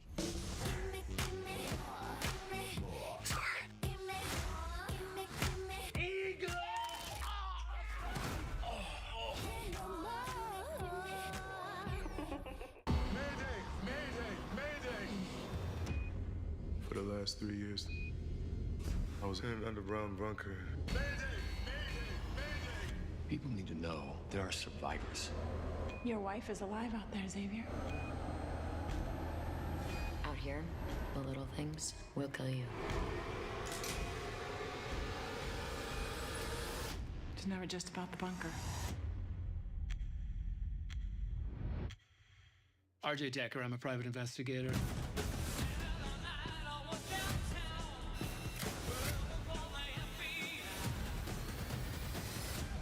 happened to your eye? It's complicated. Special Agent Will Trent. This killer's underestimating you. Good. They won't even see you coming. What now? We get him. Hi, I'm Conan O'Brien. I'll be hosting the 98th Annual Academy Awards Sunday, March 15th. Join me for a night of pure Hollywood magic. Cut and freeze and hold the pose, Conan, and set the award. Okay, clear the mark, and action. Whoa! See you there. Cut, we got it. So you're gonna cut out the middle part so that it looks like a magic trick? Yeah, we'll cut it out. Because I'll really look stupid if you don't cut it. It's gonna look great. Okay, I trust you. JD is here. Turk! JD! Ready to receive. Here we go. Go Eagle! JD, I'm going down. No, engage your core, Seabear. You two idiots are perfect for each other. My back. ABC News Live. Because the news never stops. RJ Decker, I'm a private investigator.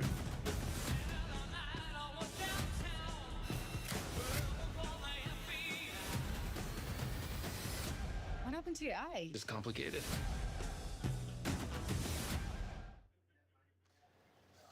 Welcome back. Just moments from now, Virginia's newly elected Governor Abigail Spanberger will deliver the Democratic response to the president's State of the Union address. She's the first woman governor of Virginia, former CIA intelligence officer. Let's listen to Governor Spanberger. Good evening. Good evening and welcome to historic Williamsburg. We are gathered here in the chambers of the House of Burgesses. In 1705, the people of the Virginia colony gathered here to take on the extraordinary task of governing themselves. Before there was a Declaration of Independence, a Constitution, or a Bill of Rights, there were people in this room. The people who served here ultimately dreamed of what a new nation, unlike anything the world had ever seen, could be. The United States was founded on the idea that ordinary people could reject the unacceptable excesses of poor leadership, band together to demand better of their government, and create a nation that would be an example for the world. And this year, as we celebrate 250 years since America declared our independence from tyranny, I can think of no better place to speak to you as we reflect on the current state of our union. Tonight, as we watched our nation's lawmakers gather for a joint session of Congress, we did not hear the truth from our president. So let's speak plainly and honestly. And let me ask you, the American people watching at home, 3 questions. Is the president working to make life more affordable for you and your family? Is the president working to keep Americans safe both at home and abroad? Is the president working for you? As I campaigned for governor last year, I traveled to every corner of Virginia, and I heard the same pressing concern everywhere. Costs are too high in housing, healthcare, energy, and childcare. And I know these same conversations are being had all across this country. Because since this president took office last year, his reckless trade policies have forced American families to pay more than $1,700 each in tariff costs. Small businesses have suffered, farmers have suffered, some losing entire markets. Everyday Americans are paying the price. And even though the Supreme Court struck these tariffs down 4 days ago, the damage to us, the American people, has already been done. Meanwhile, the president is planning for new tariffs, another massive tax hike on you and your family. And Republicans in Congress, they remain unwilling to assert their constitutional authority to stop him. They're making your life harder. They're making your life more expensive. They're even making it more difficult to see a doctor. Rural health clinics in Virginia and across the country are already closing their doors thanks to the so-called One Big Beautiful Bill, championed by the president and Republicans in Congress. And tonight, the president celebrated this law, the one threatening rural hospitals, stripping health care from millions of Americans and driving up costs in energy and housing, all while cutting food programs for hungry kids. But here in Virginia, I am working with our state legislature to lower costs and make the Commonwealth more affordable. And it's not just me. Democrats across the country are laser focused on affordability in our nation's capital and in state capitals and communities across America. In the most innovative and exceptional nation in the history of the world, Americans deserve to know that their leaders are focused on addressing the problems that keep them up at night. Problems that dictate where you live, whether you can afford to start a business or whether you have to skip a prescription in order to buy groceries. So I'll ask again, is the president working to make life more affordable for you and your family? We all know the answer is no. I grew up in a house of service. My mother was a nurse, and my father was a career law enforcement officer.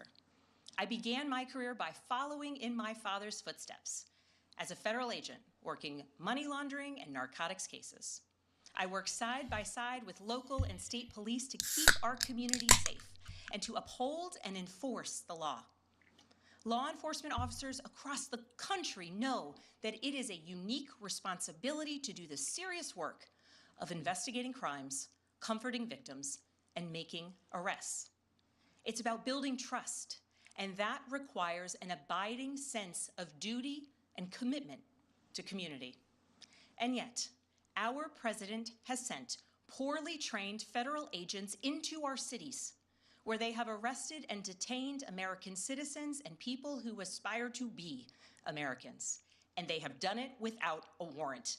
They have ripped nursing mothers away from their babies. They have sent children, a little boy in a blue bunny hat, children to far-off detention centers. And they have killed American citizens in our streets. And they have done it all with their faces masked from accountability. Every minute spent sowing fear is a minute not spent investigating murders, crimes against children, or the criminals defrauding seniors of their life savings. Our president told us tonight that we are safer because these agents arrest mothers and detain children. Think about that. Our broken immigration system is something to be fixed, not an excuse for unaccountable agents to terrorize our communities.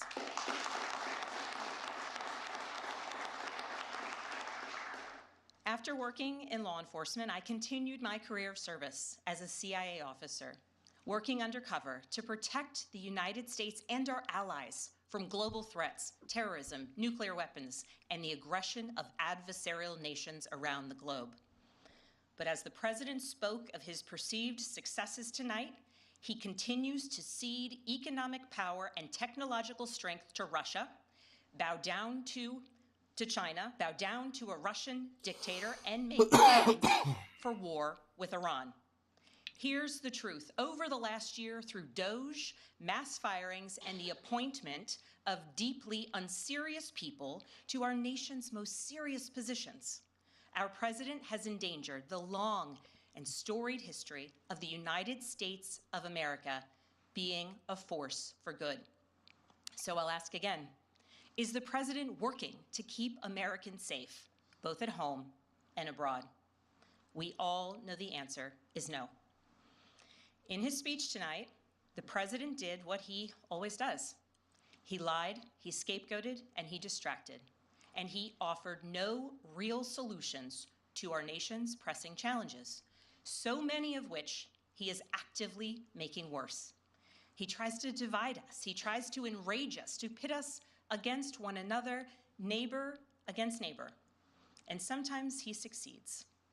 And so you have to ask, who benefits from his rhetoric, his policies, his actions, the short list of laws he's pushed through this Republican Congress? Somebody must be benefiting. He's enriching himself, his family, his friends. The scale of the corruption is unprecedented. There's the cover-up of the Epstein files, the crypto scams, cozying up to foreign princes for airplanes and billionaires for ballrooms, putting his name and face on buildings all over our nation's capital. This is not what our founders envisioned, not by a long shot.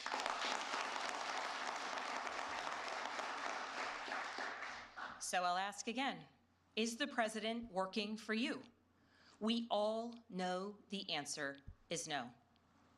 But here's the special thing about America.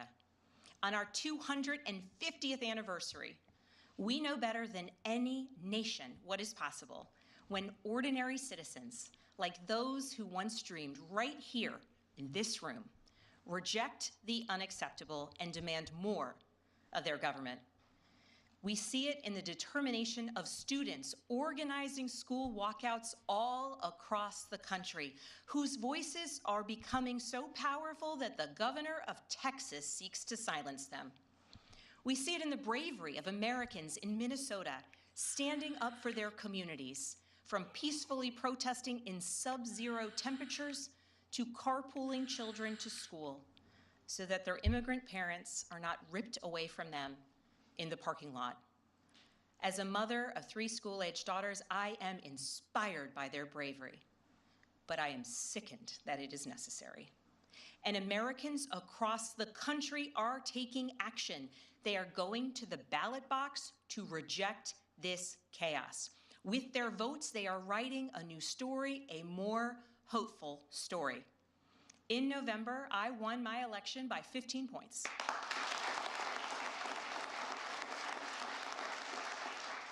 And we won 13 new seats in our state legislature. Because voters decided they wanted something different. Our campaign earned votes from Democrats, Republicans, independents, and everyone in between. Because they knew as citizens they could demand more, that they could vote for what they believe matters, and that they didn't need to be constrained by a party or political affiliation. This is happening across the country. New Jersey elected Mikey Sherrill as governor in a double-digit victory. Democrats flipped state legislative seats in places like Georgia, Iowa, Mississippi, and Texas. The list goes on and on. Ordinary Americans are stepping up to run in the spirit of our forefathers. They are running to demand more and to do more for their neighbors and communities. I know the story well. I first ran for office in 2018 alongside dozens of other Democrats who did the seemingly impossible, flipping 41 seats in Congress. In my case, I was the first Democrat elected in 50 years, swinging our district 17 points. Those who are stepping up now to run will win in November because Americans, you at home, know you can demand more and that we are working to lower costs. We are working to keep our communities and our country safe, and we are working for you.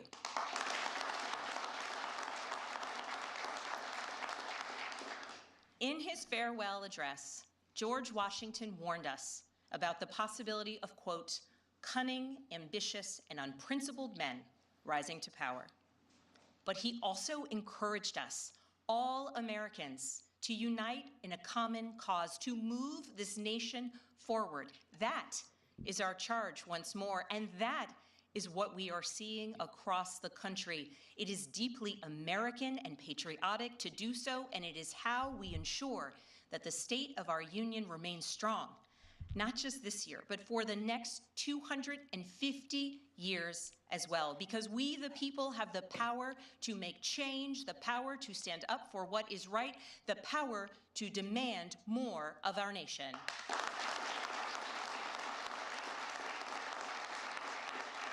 May God bless the Commonwealth of Virginia, and may God bless the United States of America. Excellent response. Abigail Spanberger of Virginia, Excellent the first response. woman governor I of would that not be state, surprised if bringing she in a runs for decisive president in victory. 2028, by the Donna way. Brazil, I want to bring you in here tonight. First of all, this is not the easiest job. There after are the State lots the of people Union, who do the whatever response party's that not don't in end up power running for have to give president, the and lots response. that She did fairly well there tonight. But And do Democrats believe that she holds a key playbook this stream in has this gone midterm on for election year? 300. I'm sorry, 3 hours and 20 minutes. And so I'm gonna go because I'm tired. It's 11:20 here. I'm tired. I'm ready to go lay down and relax for the first time today. So, my name is Cameron Cowan. You can find me online at Cameron Cowan on LinkedIn, Instagram, and Twitter, at Cameron Journal on TikTok and Blue Sky. Thank you so much for watching. I will be back on Monday for the Cameron Journal News Hour. And don't forget to join us for The Living Joke tomorrow at 4 p.m. Eastern. It's going to be a great show. The whole trio is here and together because we're doing some filming and whatnot. So that's going to be tons of fun. So, all right, everyone. Thank you so much for watching. Have a great night now. Bye-bye.